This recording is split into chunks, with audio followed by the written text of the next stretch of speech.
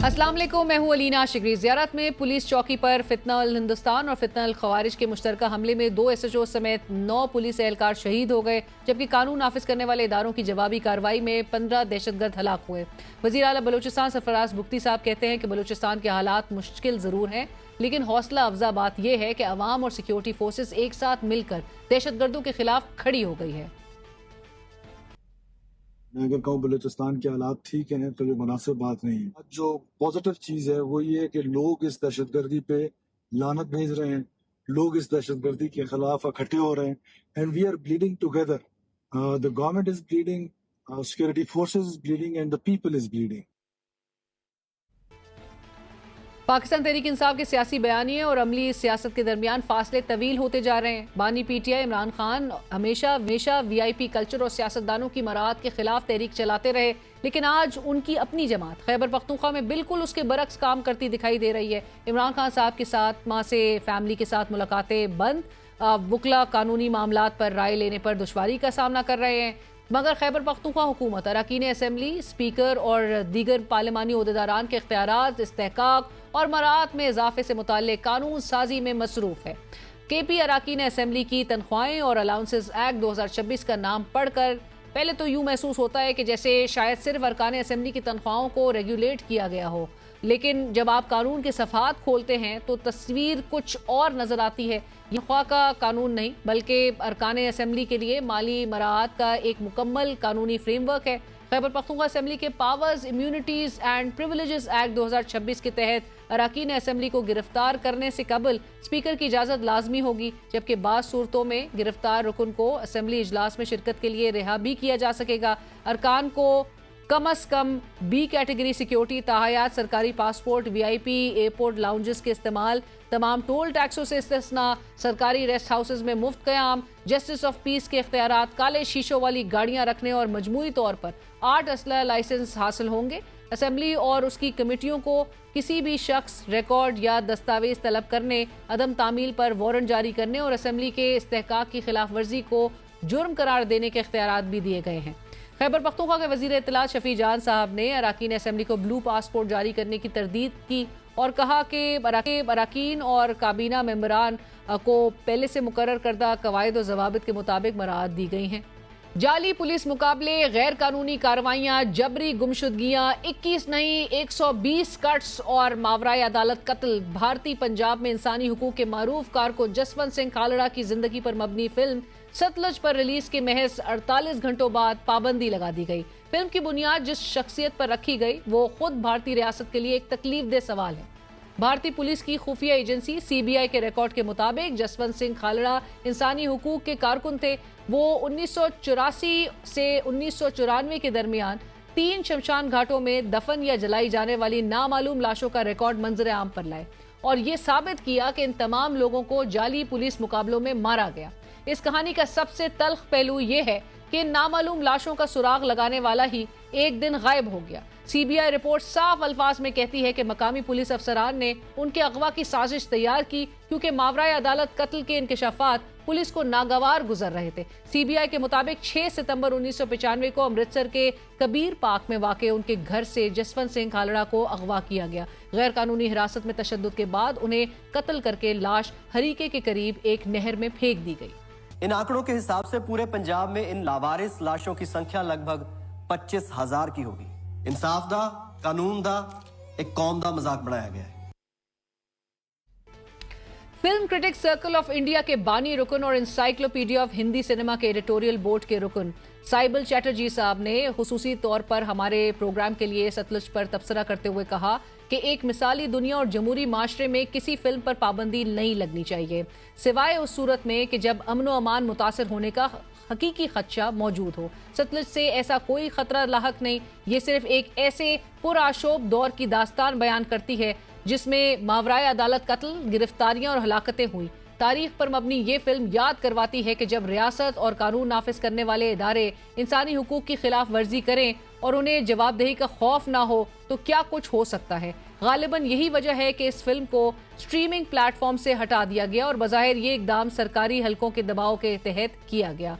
वो फिल्में जो तल्ख और मुश्किल सवालात उठाती हैं हमेशा सेंसरशिप की जद में रहती हैं। आज के भारत में सिर्फ वही प्रोपेगेंडा फिल्में बिला रोक टोक आवाम तक पहुंचने दी जाती हैं जो माजी और हाल के बारे में तशद्दुद पर मबनी ख्यालात को फ़रोग देती हैं। यकीनन ये आवाम का हक है कि वो खुद फैसला करें कि क्या देखना वो चाहते हैं और क्या मुस्तरद करना चाहते हैं, लेकिन सेंसरशिप का निज़ाम इस उसूल पर नहीं चलता। उसके पास ये इख्तियार होता है कि वो तय करे कि आवाम के लिए क्या मौजू है और क्या नहीं। बिलाशुबा ये एक इंतहाई अफसोसनाक सूरत हाल है। सतलज को रिलीज की मंजूरी के लिए तकरीबन 4 साल तक इंतजार करना पड़ा। फिल्म का नाम पहले घलूघारा था, बाद में उसे पंजाब 95 किया गया और बिल आखिर सतलुज के नाम से रिलीज हुई। हिदायतकार कहते हैं कि नाम की तब्दीली उनकी अपनी ख्वाहिश नहीं थी, बल्कि उन्हें ऐसा करने पर मजबूर किया गया। वो बताते हैं कि भारतीय central board of film certification ने इब्तिदा में 21 कट्स तजवीज किए, लेकिन बाद में बगैर कोई वजह बताए ये तादाद 120 से तजावुज कर गई। हिदायतकार ने इंकशाफ किया कि फिल्म साजों से मरकजी किरदार जिसकी बायोपिक बनने जा रही थी जसवंत सिंह खालड़ा, उनका नाम हटाने का ही मुतालबा कर दिया गया। फिल्म में मरकजी किरदार अदा करने वाले दिलजीत दोसांझ कहते हैं कि 1900 में आवाज दबाई गई थी, आज 2026 में भी बात नहीं करने दी जा रही। फिल्म में तो सिर्फ वही कुछ दिखाया गया जो अदालतों ने फैसला दिया था।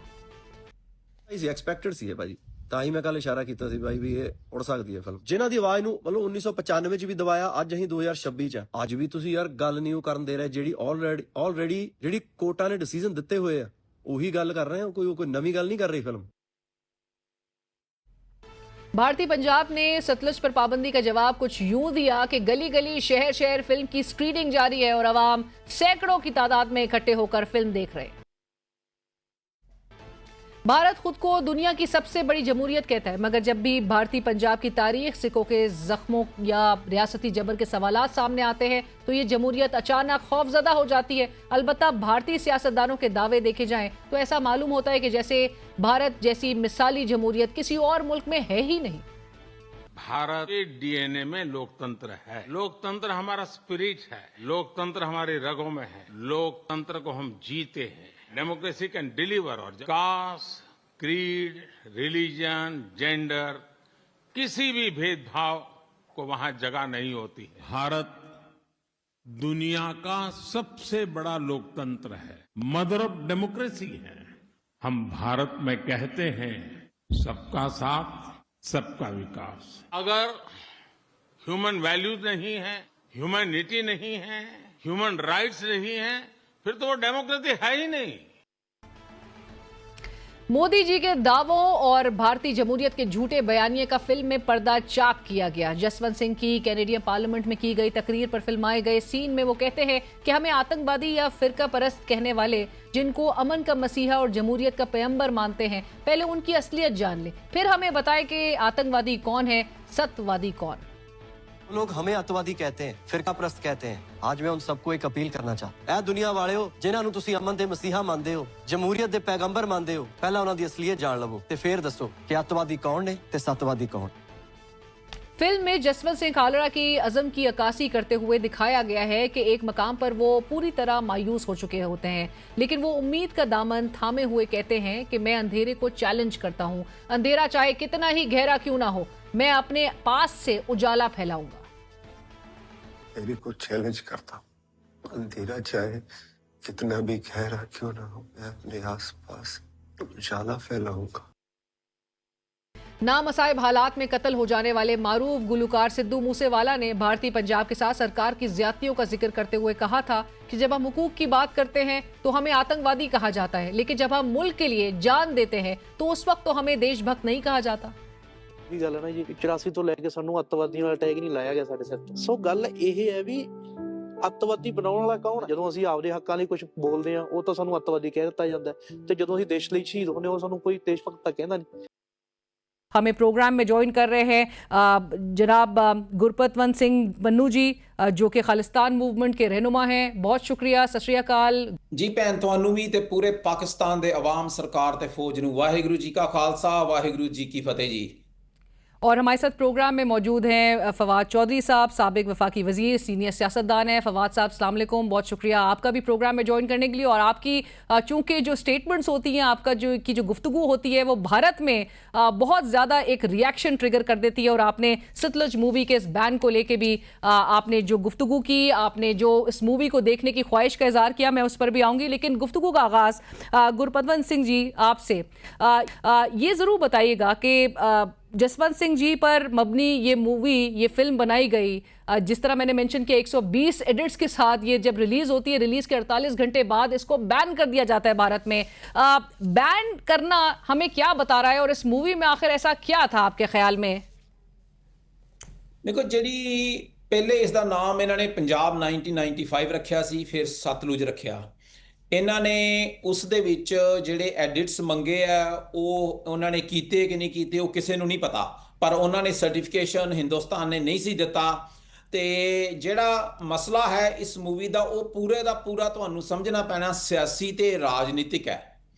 ਜਿਹੜਾ ਕਿਰਦਾਰ ਹੈ, ਜਿਹੜਾ ਇਸ ਦਾ ਕਿਰਦਾਰ ਭਾਈ ਜਸਵੰਤ ਸਿੰਘ ਖਾਲੜੇ ਦਾ ਜੋ ਐਕਟਰ ਕਰਦਾ ਪਿਆ, ਉਹਦੇ ਬਾਰੇ ਆਪਾਂ ਬਾਅਦ ਚ ਗੱਲ ਕਰਾਂਗੇ, ਕਿਉਂਕਿ ਉਸਨੇ ਆਪ ਮੋਦੀ ਨਾਲ ਮਿਲ ਕੇ ਮੋਸਟ ਰੀਸੈਂਟਲੀ ਭਾਈ ਜਸਵੰਤ ਸਿੰਘ ਖਾਲੜਾ ਦਾ ਉਹ ਕਿਰਦਾਰ ਕਰਦਾ ਪਿਆ।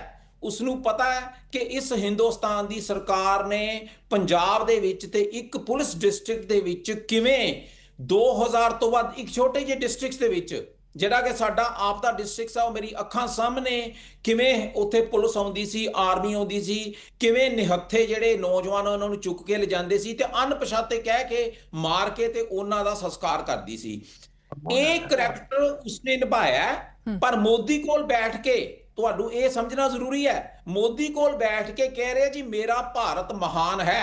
ਸੋ ਅਦਾਕਾਰ ਦੀ ਗੱਲ ਆਪਾਂ ਬਾਅਦ ਚ ਕਰਾਂਗੇ। ਆਪਾਂ ਆਉਂਦੇ ਆ ਕਿ ਜਸਵੰਤ ਸਿੰਘ ਖਾਲੜਾ ਸ਼ਹੀਦ ਕੌਣ ਸੀ ਤੇ ਉਹਨਾਂ ਨੇ ਆਪਣੇ ਜੀਵਨ ਦੇ ਵਿੱਚ ਪੰਜਾਬ ਦੇ ਵਿੱਚ ਕੀ ਇਨਵੈਸਟੀਗੇਸ਼ਨ ਕੀਤੀ ਜੀ। ਉਸ ਵਕਤ ਦੌਰ ਸੀਗਾ ਭੈਣ, ਇਹ ਸਾਰੇ ਪਾਕਿਸਤਾਨ ਨੂੰ ਵੀ ਪਤਾ ਹੈ ਕਿ ਹਥਿਆਰਬੰਦ ਸੰਘਰਸ਼ ਚੱਲਿਆ। ਸਿੱਖ ਨੇ ਪੰਜਾਬ ਨੂੰ ਆਜ਼ਾਦ ਕਰਵਾਉਣ ਵਾਸਤੇ ਹਥਿਆਰ ਮਜਬੂਰਨ ਚੁੱਕੇ, ਕਿਉਂਕਿ ਪਹਿਲਾਂ 84 ਸਿੱਖ ਨਸਲਕੁਸ਼ੀ ਹੋਈ, ਦਰਬਾਰ ਸਾਹਿਬ ਤੇ ਹਮਲਾ ਹੋਇਆ, ਆਪਰੇਸ਼ਨ ਵੁੱਡਰੋਜ਼ ਹੋਇਆ, ਜਿਹਦੇ 'ਚ ਨੌਜਵਾਨ 14 ਤੋਂ 40 ਸਾਲ ਦੇ ਚੁੱਕੇ ਗਏ। ਹੁਣ ਮਸਲਾ ਬਣ ਜਾਂਦਾ ਹੈ, ਇਹਨਾਂ ਨੇ ਪੁਲਿਸ ਡਿਸਟ੍ਰਿਕਟਸ ਬਣਾ ਦਿੱਤੇ ਛੋਟੇ ਛੋਟੇ। 1 ਲੱਖ ਤੋਂ ਵੱਧ ਫੌਜ ਤਰਨਤਾਰਨ ਪੁਲਿਸ ਡਿਸਟ੍ਰਿਕਟਸ ਦੇ ਵਿੱਚ ਸੀ, ਜਿੱਥੇ ਭਾਈ ਖਾਲੜਾ ਨੇ ਇਹ ਸਾਰੀ ਇਨਵੈਸਟੀਗੇਸ਼ਨ ਕੀਤੀ। ਉਹਨਾਂ ਨੇ ਇੱਕ ਰਜਿਸਟਰ ਚੁੱਕਿਆ, ਉਹ ਕਮਿਸ਼ਨ ਗਰਾਊਂਡਸ ਦੇ ਵਿੱਚ ਜਾਂਦੇ ਸੀ ਤੇ ਐਂਟਰੀਜ਼ ਵੇਖਦੇ ਸੀਗੇ ਕਿ ਭਾਈ ਇੱਥੇ ਕੌਣ-ਕੌਣ ਸੰਸਕਾਰ ਹੋ ਰਿਹਾ ਪਿਛਲੇ 2 ਸਾਲਾਂ ਤੋਂ ਜਾਂ 4 ਸਾਲਾਂ ਤੋਂ। ਬਹੁਤੀਆਂ ਐਂਟਰੀਆਂ ਉਹਨਾਂ ਨੂੰ ਮਿਲੀਆਂ ਜੀ ਅਣਪਛਾਤਾ ਅਣਪਛਾਤਾ ਅਣਪਛਾਤਾ। ਸੋ ਉਸ ਦੇ ਹਿਸਾਬ ਦੇ ਨਾਲ ਉਹਨਾਂ ਨੇ ਜਿਹੜੇ ਹੈ ਉਹ ਨੰਬਰ ਜਿਹੜੇ ਕੱਢ ਲਏ। 2000 ਤੋਂ ਵੱਧ ਤਰਨਤਾਰਨ ਪੁਲਿਸ ਡਿਸਟ੍ਰਿਕਟਸ 'ਚ ਉਹਨਾਂ ਨੇ ਨੰਬਰ ਕੱਢਿਆ। ਹੁਣ ਸਵਾਲ ਜਿਹੜਾ ਸਾਹਮਣੇ ਆ ਰਿਹਾ, ਔਰ ਹਿੰਦੁਸਤਾਨ ਦੀ ਸਰਕਾਰ ਨੇ ਇਹ ਬੈਨ ਕਿਉਂ ਕੀਤਾ? ਜਾਂ ਤਾਂ ਸਿੱਖ ਅੱਤਵਾਦੀ ਹੋ ਸਕਦਾ, ਤੇ ਜੇ ਅੱਤਵਾਦੀ ਹੈ ਫਿਰ ਉਹ ਅਣਪਛਾਤਾ ਨਹੀਂ ਹੋ ਸਕਦਾ, ਕਿਉਂਕਿ ਦੋਵਾਂ ਚੋਂ ਇੱਕ ਕੰਮ ਹੋ ਸਕਦਾ ਨਾ। ਜੇ ਤੁਸੀਂ ਕਿਸੇ ਨੂੰ ਗੋਲੀ ਮਾਰਨੀ ਹੈ, ਜੇ ਤੁਸੀਂ ਕਿਸੇ ਤੇ ਤਸ਼ੱਦਦ ਕਰਨਾ ਹੈ, ਪਹਿਲਾਂ ਉਹਦਾ ਕੋਈ ਜੁਰਮ ਵੀ ਤਾਂ ਹੋਣਾ ਚਾਹੀਦਾ ਨਾ। ਹੁਣ ਜੇ ਹੈ ਹੀ ਬੰਦਾ ਅਣਪਛਾਤਾ ਤੇ ਫਿਰ ਉਸ ਦਾ ਜੁਰਮ ਕੀ ਹੈ? ਉਸ ਦਾ ਇੱਕੋ ਇੱਕ ਜੁਰਮ ਸੀ ਕਿ ਉਹ ਸਿੱਖ ਹੈ। ਉਸ ਵਕਤ ਹਿੰਦੁਸਤਾਨ ਦੀ ਸਰਕਾਰ ਪੂਰੀ ਇੱਕ ਜਨਰੇਸ਼ਨ ਸਿੱਖਾਂ ਦੀ ਜਿਹੜੀ ਆਜ਼ਾਦੀ ਦੀ ਖਾਲਿਸਤਾਨ ਦੀ ਜੰਗ ਲੜਦੀ ਪਈ ਸੀ, ਉਹਨਾਂ ਨੂੰ ਉਹ ਮੁਕਾਉਣਾ ਚਾਹੁੰਦੇ ਸੀ। ਸੋ ਉਹ ਹਿੱਸਾ ਇਸ ਫਿਲਮ 'ਚ ਉਹਨਾਂ ਨੇ ਸਾਹਮਣੇ ਲੈ ਕੇ ਆਉਂਦਾ ਹੈ ਕਿ ਕਿਵੇਂ ਅਣਪਛਾਤੀਆਂ ਲਾਸ਼ਾਂ ਜਿਹੜੀਆਂ ਸਿੱਖਾਂ ਦੀਆਂ ਸੀ, ਘਰਾਂ 'ਚੋਂ ਚੁੱਕੀਆਂ ਹੋਈਆਂ ਸੀ, ਉਹਨਾਂ ਨੂੰ ਤਸੀਹੇ ਦੇ ਦੇ ਕੇ ਜਿਹੜਾ ਹੈ ਉਹਨਾਂ ਨੇ ਕਨਵੈਨਸ਼ਨ ग्राउंड्स ਦੇ ਵਿੱਚ ਉਹਨਾਂ ਦਾ ਜਿਹੜਾ लास्ट राइट्स ਜਿਹੜੇ ਉਹ ਕੀਤੇ हैं। राइट, और सारे मिसिंग लोगों के, उन अफराद के वो सच को ढूंढना जब उन्होंने शुरू किया, सारा इन्फॉर्मेशन जब उन्होंने एविडेंसेस कलेक्ट करना शुरू किया, तो फिर वो पावरफुल लोगों के, उन ताकतवर लोगों के टारगेट बन गए। फवाद चौधरी साहब, आप गुफ्तगू सुन रहे थे गुरपतवंत सिंह जी की भी, बताइएगा कि एक तो चूंकि जो ये कैरेक्टर प्ले किया इस मूवी में, उन्होंने भी कहा कि वो दिलजीत ने, कि वो एब्सोल्युटली सर्टेन थे something like this might happen, और लोगों को इनकरेज किया कि जी फिल्म लीगल वे में जहां जहां अवेलेबल है, और अब चूंकि कोई चीज बैन की जाती है तो उसके बाद और ज्यादा क्यूरोसिटी बिल्डअप हो जाती है। आपने भी ख्वाहिश का इजहार किया, और जिस पर एक खातून जो है वो भारत की वो बड़ी आग बगौला हो गई है। सो आपको क्या लग रहा है कि ये जो एक एक्सट्रीम रिएक्शन ही इन्होंने ट्रिगर कर दिया ये मूवी को टेक डाउन करके हटा के? अच्छा, एक तो जो मूवी है वो किसी तौर के ऊपर भी एंटी स्टेट नहीं है, तो मुझे समझ नहीं आई कि हिंदुस्तान जो है वो इतना इसके ऊपर क्यों उन्होंने जो है वो रिएक्शन दिया है। एक वाकया हुआ है हिस्ट्री के अंदर जो है वो देखें, ये जो 3 डिस्ट्रिक्ट्स जिसमें तरन तारा मेन डिस्ट्रिक्ट है, जिस तरह पन्नू साहब ने आपको डिटेल बताई है, ये 3 डिस्ट्रिक्ट्स के अंदर 25,000 जो सिख थे उनको जो है वो लापता करके फिर गोलियां मार दी गई, और ज्यादातर जो है उनको तो जहाज में जो है वो सॉरी जो दरिया है उसके अंदर जो है वो बहा दिया गया। जिससे और इसमें मैं आपको ये भी बताऊं कि 2000 तो जो थे वो पुलिस वाले शामिल थे, और क्योंकि उन्होंने इनकार कर दिया इस कत्लेआम का हिस्सा बनने से। जी। अब उसके बाद जो मामला है वो ये है कि इन्होंने जब ये एक सिलसिला इनका शुरू हुआ है, और उसके ऊपर ये सिलसिला तो शुरू हुआ था 84 में, जब ये अब वहाँ पे गोल्डन टेम्पल के ऊपर जो इंदिरा गांधी के हुक्म के ऊपर जब ऑपरेशन हुआ, उसके बाद से वहाँ पर जो खालसा है, जो सिख हैं, वो लगातार हिंदुस्तान में जेनोसाइड का शिकार हैं। और मैं आपको बताऊं कि आप सिर्फ अंदाजा लगाएं कि 3 अजला में 25,000 लोग तो वो हैं जो रिकॉर्ड के ऊपर आ गए, कि जिनको इस तरह से जो है वो लापता करके जो है वो गोलियां मारी गई, और अभी तक हमें नहीं पता टोटल कितने थे।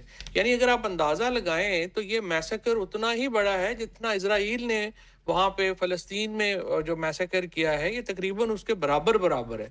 तो इससे आप अंदाजा लगा लें कि किस किस्म की सिचुएशन है जिससे वो इनको गुजरना पड़ा, और वहां पे जो सिचुएशन है उसमें ये डिपिक्ट होती है। ज्यादातर लोगों को पाकिस्तान में पता नहीं है कि 1984 के बाद से ये जो खालिस्तान मूवमेंट है, इससे इसको बहाना बना के कितना बड़ा सिख जेनोसाइड जो है वहां पे किया गया, और अनफॉर्चुनेटली ये अननोटिस्ड गया, और दुनिया ने इसको उस तरह से नहीं देखा जिस तरीके से देखना चाहिए था। इससे ज्यादा शोर इजराइल के ऊपर जो है वो हुआ है, लेकिन ये भी उतना ही बड़ा जेनोसाइड है पंजाबियों का जो कि हिंदुस्तान में हुआ, और इस फिल्म में एक्चुअली उसका एक एस्पेक्ट दिखाया गया है। इससे ज्यादा और बड़े हैं। अगर पन्नू साहब के साथ आप बैठेंगे तो ये तो आपको एक सुना बहुत सकते सारे हैं कि हमें और वाकयात क्या-क्या बोलूंगा। बिल्कुल। बट फवाद साहब ये जरूर बताइएगा कि बैन करना, उस पर पाबंदी आयद कर देना, उसको उन मीडियम से प्लेटफॉर्म से हटा देना, और फिर उसके बाद भारत के अंदर ही जिस किस्म की अब राय जो है, जिस किस्म का रद्द-ए-अमल सामने आ रहा है,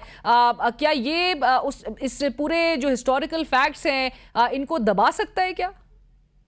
अच्छा देखिए, बेसिकली जो सेंसरशिप होती है ना, या इस तरह के जो बैन है, ये बुनियादी तौर के ऊपर जो हुकूमत की रियासत की कमजोरी का इजहार होते हैं, कि जब आपके पास आर्गुमेंट कोई नहीं है तो आपने जब बता दिया। हालांकि अब ये फिल्म तो मैंने अब देख ली है पाकिस्तान के अंदर, तो मुझे तो इस पे भी हैरत हुई कि वहां पे एक्चुअली इस फिल्म के अंदर एक बैलेंस करने की भी कोशिश की गई है। वो बताया है कि जो सीबीआई का ऑफिसर है उसने जाके पूरी छानबीन की और independent the, and they actually accused जो वहाँ के लोकल पुलिस वाले थे उन्हीं को ऊपर जो है वो सारा मुद्दा डाल दिया। हालांकि ये सिर्फ सरकार पुलिस वाले तो इतना बड़ा जेनोसाइड नहीं कर सकते ना, जाहिर है कि इसके अंदर सियासतदान पूरी तरह मुलव्वस थे, और एक बड़ी मशहूर उस वक्त स्टेटमेंट दी थी कि जब बड़ा कोई दरख्त गिरता है तो फिर नीचे जो है आने वाले जो है वो नहीं बचते। तो ये तो एक पूरी प्लान्ड मैसेकर था, सिख मैसेकर था, और उसको उन्होंने थोड़ा जो है वो लोकल पुलिस के ऊपर ही डाल के निकलने की कोशिश की, जो ज़ाहिर है पॉसिबल नहीं है।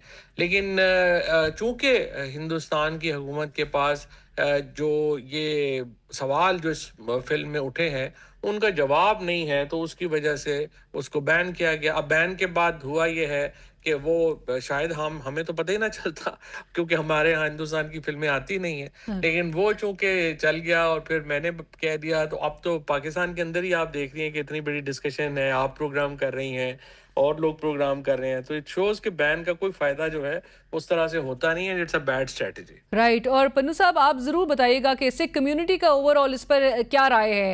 वहां पर लोगों में अब इस वक्त कितनी तशवीश है, कितनी क्यूरियोसिटी है, कितना वो इंटरेस्ट पैदा हो रहा है इस मूवी को देखने के हवाले से, और इस मूवी में जो डिपिक्शन है हिस्टोरिकल फैक्ट्स की वो किस अंदाज में की गई है, उस पर भी जरूर बताइएगा। ਦੇਖੋ ਜੀ, ਮੈਂ ਉੱਥੇ ਜਾਣ ਦੀ ਬਜਾਏ ਸਭ ਤੋਂ ਪਹਿਲਾਂ ਜਿਹੜੀ ਹੈਗੀ ਹੈ ਸੱਚਾਈ ਫਿਲਮ ਦੀ, ਉਹ ਚੌਧਰੀ ਸਾਹਿਬ ਨੇ ਦੱਸ ਦਿੱਤੀ ਹੈ, ਜਿਹੜੀ ਕਿ ਮੈਂ ਦੱਸਣਾ ਚਾਹ ਰਿਹਾ ਸੀ। ਜਿਹੜੀ ਇਹ ਫਿਲਮ ਸਤਲੁਜ ਇਹਨਾਂ ਨੇ ਬੈਨ ਕੀਤੀ ਹੈ, ਇਹਨਾਂ ਕੋਲੋਂ ਮਿਸਫਾਇਰ ਹੋਇਆ ਹੈ। ਬੇਸਿਕਲੀ ਇਹ ਇੰਡੀਅਨ ਨੈਰੇਟਿਵ ਹੈ ਇਸ ਫਿਲਮ ਦੇ ਵਿੱਚ, ਜਿਹੜਾ ਝੂਠਾ ਵਿਖਾਇਆ ਜਾ ਰਿਹਾ ਸੀ ਇੰਡੀਆ ਨੂੰ। ਇਸ ਦੇ ਵਿੱਚੋਂ ਪੂਰੇ ਦਾ ਪੂਰਾ ਹਿੰਦੁਸਤਾਨ ਨੂੰ ਇਸ ਦਿਲਜੀਤ ਨੇ, ਜੋ ਕਿ ਆਪਣੇ ਆਪ ਨੂੰ ਇੱਕ ਬਹੁਤ ਹੀ ਵੱਡਾ ਹਿੰਦੁਸਤਾਨੀ ਦੱਸਦਾ, ਉਹ ਨੈਰੇਟਿਵ ਚੌਧਰੀ ਸਾਹਿਬ ਨੇ ਦੱਸ ਦਿੱਤਾ ਕਿ ਫਿਲਮ ਪਤਾ ਕੀ ਦਿਖਾ ਰਹੀ ਹੈ ਕਿ ਜਿਹੜੇ 2000 ਜਾਂ 25000 ਜਿਹੜੇ ਸਿਰਫ ਜਿਨ੍ਹਾਂ ਦੀਆਂ ਲਾਸ਼ਾਂ ਮਿਲੀਆਂ, ਮੈਂ ਉਹਨਾਂ ਦੀ ਇਹ ਗੱਲ ਦੱਸਦੀ ਪਈ ਹੈ ਫਿਲਮ। ਚੌਧਰੀ ਸਾਹਿਬ ਨੇ ਜਿਹੜੀ ਗੱਲ ਦੱਸੀ ਹੈ ਉਹ ਹਕੀਕਤ ਹੈ, ਸਾਡੇ ਸਾਹਮਣੇ ਦੀ ਗੱਲ ਹੈ। उससे कहीं ज्यादा होंगे। 25 ਨਹੀਂ ਤੁਹਾਨੂੰ ਮੈਂ ਦੱਸਦਾ, 25000 ਤੋਂ ਵੱਧ ਲਾਸ਼ਾਂ ਤਾਂ ਉਹ ਹੈ ਜਿਹੜੀਆਂ ਇਹਨਾਂ ਨੇ ਸਤਲੁਜ ਤੇ ਬਿਆਸ, ਜਿਹੜਾ ਹਰੀਕੇ ਪੱਤਨ ਤਰਨਤਾਰਨ ਚ ਨਿਕਲਦਾ ਹੈ, ਉਹਦੇ ਵਿੱਚ ਇਹ ਢਿੱਡ ਬੰਦੇ ਦਾ ਪਾੜ ਦਿੰਦੇ ਸੀ ਔਰ ਲਾਸ਼ ਨੂੰ ਸੁੱਟ ਦਿੰਦੇ ਸੀ। ਇਹ ਤਾਂ 10% ਵੀ ਲਾਸ਼ਾਂ ਨਹੀਂ ਹੈ ਜਾਂ 20% ਜਿਹੜੀਆਂ ਕਿ ਇਹਨਾਂ ਨੇ ਲੱਭੀਆਂ ਲਾਸ਼ਾਂ, ਤੇ ਉਹ ਜਿਹੜੀਆਂ ਪਾਣੀ 'ਚ ਰੋੜ ਦਿੱਤੀਆਂ। ਫਿਲਮ ਦਿਖਾ ਰਹੀ ਹੈ ਕਿ ਜੀ ਜਿਹੜਾ ਮਸਲਾ ਸੀਗਾ, ਉਹ ਕੁਝ ਪੰਜਾਬ ਪੁਲਿਸ ਦੇ ਸਿੱਖ ਜਿਹੜੇ ਹੈਗੇ ਆ, ਪੰਜਾਬ ਪੁਲਿਸ ਵਾਲੇ, ਉਹ ਰੋਗ ਐਲੀਮੈਂਟਸ ਬਣ ਗਏ। ਉਹਨਾਂ ਨੇ ਆਪਸ ਦੇ ਵਿੱਚ ਮਿਲ ਕੇ ਸਿੱਖਾਂ ਨੂੰ ਮਾਰਨਾ ਸ਼ੁਰੂ ਕੀਤਾ। ਹਕੀਕਤ ਤੋਂ ਬਿਲਕੁਲ ਬਾਹਰ ਹੈ। KPS ਗਿੱਲ ਦਾ ਨਾਮ DGP ਪੰਜਾਬ ਦਾ ਸੀ ਉਸ ਵਕਤ, ਇਹ ਸੁਣਨਾ ਬਹੁਤ ਜ਼ਰੂਰੀ ਹੈ। ਪਰ ਉਹ ਤਾਂ ਇੱਕ DGP ਸੀ, ਆਫ ਕੋਰਸ ਹੈਡ ਸੀ, ਪਰ ਜਿਹੜਾ ਸਾਰਾ ਆਪਰੇਸ਼ਨ ਰਨ ਹੁੰਦਾ ਸੀ ਪੰਜਾਬ 'ਚ, ਉਸ ਬੰਦੇ ਦਾ ਨਾਮ OP ਸ਼ਰਮਾ ਹੈ। ਉਸ ਨੂੰ ਫਿਲਮ ਦੇ ਵਿੱਚੋਂ ਬਿਲਕੁਲ ਬਾਹਰ ਕੱਢ ਦਿੱਤਾ ਗਿਆ, ਜਿਸ ਨੇ ਇਹ ਸਾਰੀਆਂ ਲਾਸ਼ਾਂ, ਜਿਹੜਾ ਕਿ ਸੈਂਟਰ ਨੇ ਡਿਪਿਊਟ ਕੀਤਾ ਸੀ, ਹਿੰਦੁਸਤਾਨ ਨੇ ਡਿਪਿਊਟ ਕੀਤਾ ਸੀ, ਨਰਸਿਮਹਾ ਰਾਓ ਦੀ ਸਰਕਾਰ ਨੇ ਡਿਪਿਊਟ ਕੀਤਾ ਸੀ, ਸਪੈਸ਼ਲ ਭੇਜਿਆ ਸੀ। ਉਸਨੇ ਇਹ ਪੂਰੇ ਪੰਜਾਬ ਦੇ ਵਿੱਚ ਸਿੱਖ ਨਸਲਕੁਸ਼ੀ ਕੀਤੀ ਹੈ ਨੌਜਵਾਨਾਂ ਦੀ। ਹੁਣ ਫਿਲਮ ਦਿਖਾ ਰਹੀ ਹੈ, ਮੈਂ ਨਹੀਂ ਦੇਖੀ, ਪਰ ਜਿੰਨੇ ਦੇਖੀ ਉਹ ਦੱਸਦੇ ਹੈ। ਔਰ ਫਾਦ ਚੌਧਰੀ ਸਾਹਿਬ ਨੇ ਇਹ ਪ੍ਰੂਵ ਕੀਤਾ ਹੈ ਕਿ ਸਟੇਟ ਤਾਂ ਉਸ ਚੋਂ ਬਰੀ ਕੀਤੀ ਹੋਈ ਉਹਨਾਂ ਨੇ ਤੇ ਕਿਹਾ ਜੀ ਇਹ ਤੇ ਪੰਜਾਬ ਪੁਲਿਸ ਦੇ ਬੰਦੇ ਸੀ, ਉਹਨਾਂ ਨੇ ਸਿੱਖ ਮਾਰ ਦਿੱਤੇ, ਤੇ ਅਸੀਂ ਤਾਂ ਦਿੱਲੀ ਤੋਂ CBI ਭੇਜੀ ਸੀ। बट पन्नू साहब, ये 120 कट्स के जो हवाला दिया जा रहा है वो एडिट के बाद ही जो चीजें सामने आई हैं, क्या पता कि बहुत सारी चीजें डिपिक्ट की हो उसमें। नहीं, जे ये कहते पे जी ਅਸੀਂ ਕੱਟ ਨਹੀਂ ਕੀਤੇ, ਪਰ ਇਹ ਕਹਿੰਦੇ ਪਏ ਆ ਜੀ ਇਹ ਪੂਰੀ ਫਿਲਮ ਉਹੀ ਹੈ ਜੋ ਅਸੀਂ ਸੈਂਸਰ ਨੂੰ ਭੇਜੀ ਸੀ, ਇਸ 'ਚ ਕੋਈ ਕੱਟ ਨਹੀਂਗਾ, ਤਾਂ ਹੀ ਇਹ ਆਨਲਾਈਨ ਸਟ੍ਰੀਮਿੰਗ ਦੇ ਉੱਤੇ ਉਹਨਾਂ ਨੇ ਪਾਈ ਹੈ। ਇਹ ਕੱਟ ਵਾਲੀ ਫਿਲਮ ਨਹੀਂ ਹੈਗੀ, ਇਹ ਪੂਰੀ ਦੀ ਪੂਰੀ ਓਰੀਜਨਲ ਐਜ਼ ਇਟ ਇਜ਼ ਹੀ ਹੈਗੀ ਹੈ, ਬਿਲਕੁਲ ਕੱਟ ਨਹੀਂ ਲੱਗਾ ਇਸ ਦੇ ਵਿੱਚ। ਇਹ ਦਿਲਜੀਤ ਆਪਣੇ ਮੂੰਹੋਂ ਕਹਿ ਰਿਹਾ ਹੈ। ਪਰ ਜਿਹੜਾ ਕਿਰਦਾਰ ਹੈ, ਜਿਹੜਾ ਮਿਸਫਾਇਰ ਹਿੰਦੁਸਤਾਨ ਤੋਂ ਹੋਇਆ ਹੈ, ਕਿ ਆਪਣਾ ਹੀ ਉਹ ਨੈਰੇਟਿਵ ਜਿਹੜਾ ਪੰਜਾਬ ਦੇ ਵਿੱਚ ਸੁੱਟਣ ਲੱਗੇ ਸੀ, ਉਹਨਾਂ ਨੇ ਦੇਖਿਆ ਕਿ ਬਾਹਰ ਖਾਲਿਸਤਾਨ ਰੈਫਰੈਂਡਮ ਦੀ ਮੁਹਿੰਮ ਚੱਲਦੀ ਪਈ ਹੈ। ਦਿਲਜੀਤ ਨੇ ਵੇਖਿਆ ਕਿ ਉਸ ਦਾ ਵਿਰੋਧ ਹੁੰਦਾ ਪਿਆ। ਇਹ ਦਿਲਜੀਤ ਵੀ ਇਸ ਦੇ ਵਿੱਚ ਜਿਹੜਾ ਹੈ ਉਹ ਕ੍ਰਿਮੀਨਲ ਹੈ, ਜੇ ਤੁਸੀਂ ਮੇਰੇ ਤੋਂ ਪੁੱਛੋ, ਕਿ ਉਹਨੇ ਉਸ ਵਕਤ ਇਹ ਫਿਲਮ ਲੈ ਕੇ ਆਂਦੀ ਜਦੋਂ ਦੁਨੀਆ ਦੇ ਵਿੱਚ ਉਹਦਾ ਵਿਰੋਧ ਹੋ ਰਿਹਾ ਹੈ, ਕਿ ਉਹ ਹਿੰਦੁਸਤਾਨ ਦਾ ਝੰਡਾ ਚੁੱਕਦਾ ਪਿਆ ਹੈ। ਪਾਕਿਸਤਾਨ ਬਾਰੇ ਉਸ ਨੂੰ ਪੁੱਛਿਆ ਗਿਆ, ਕਹਿੰਦਾ ਨਹੀਂ ਮੈਂ ਪਾਕਿਸਤਾਨ ਜਾ ਕੇ ਪਰਫਾਰਮ ਨਹੀਂ ਕਰ ਸਕਦਾ ਕਿਉਂਕਿ ਮੈਨੂੰ ਫਿਰ ਮੁਸ਼ਕਲ ਪਏਗੀ। ਹਿੰਦੁਸਤਾਨ ਦਾ ਝੰਡਾ ਚੁੱਕ ਕੇ ਮੋਦੀ ਕੋਲ ਬੈਠ ਕੇ ਕਹਿੰਦਾ ਪਿਆ ਹੈ ਕਿ ਮੈਨੂੰ ਪਤਾ ਹੈ ਕਿ ਹਿੰਦੁਸਤਾਨ ਮਹਾਨ ਹੈ।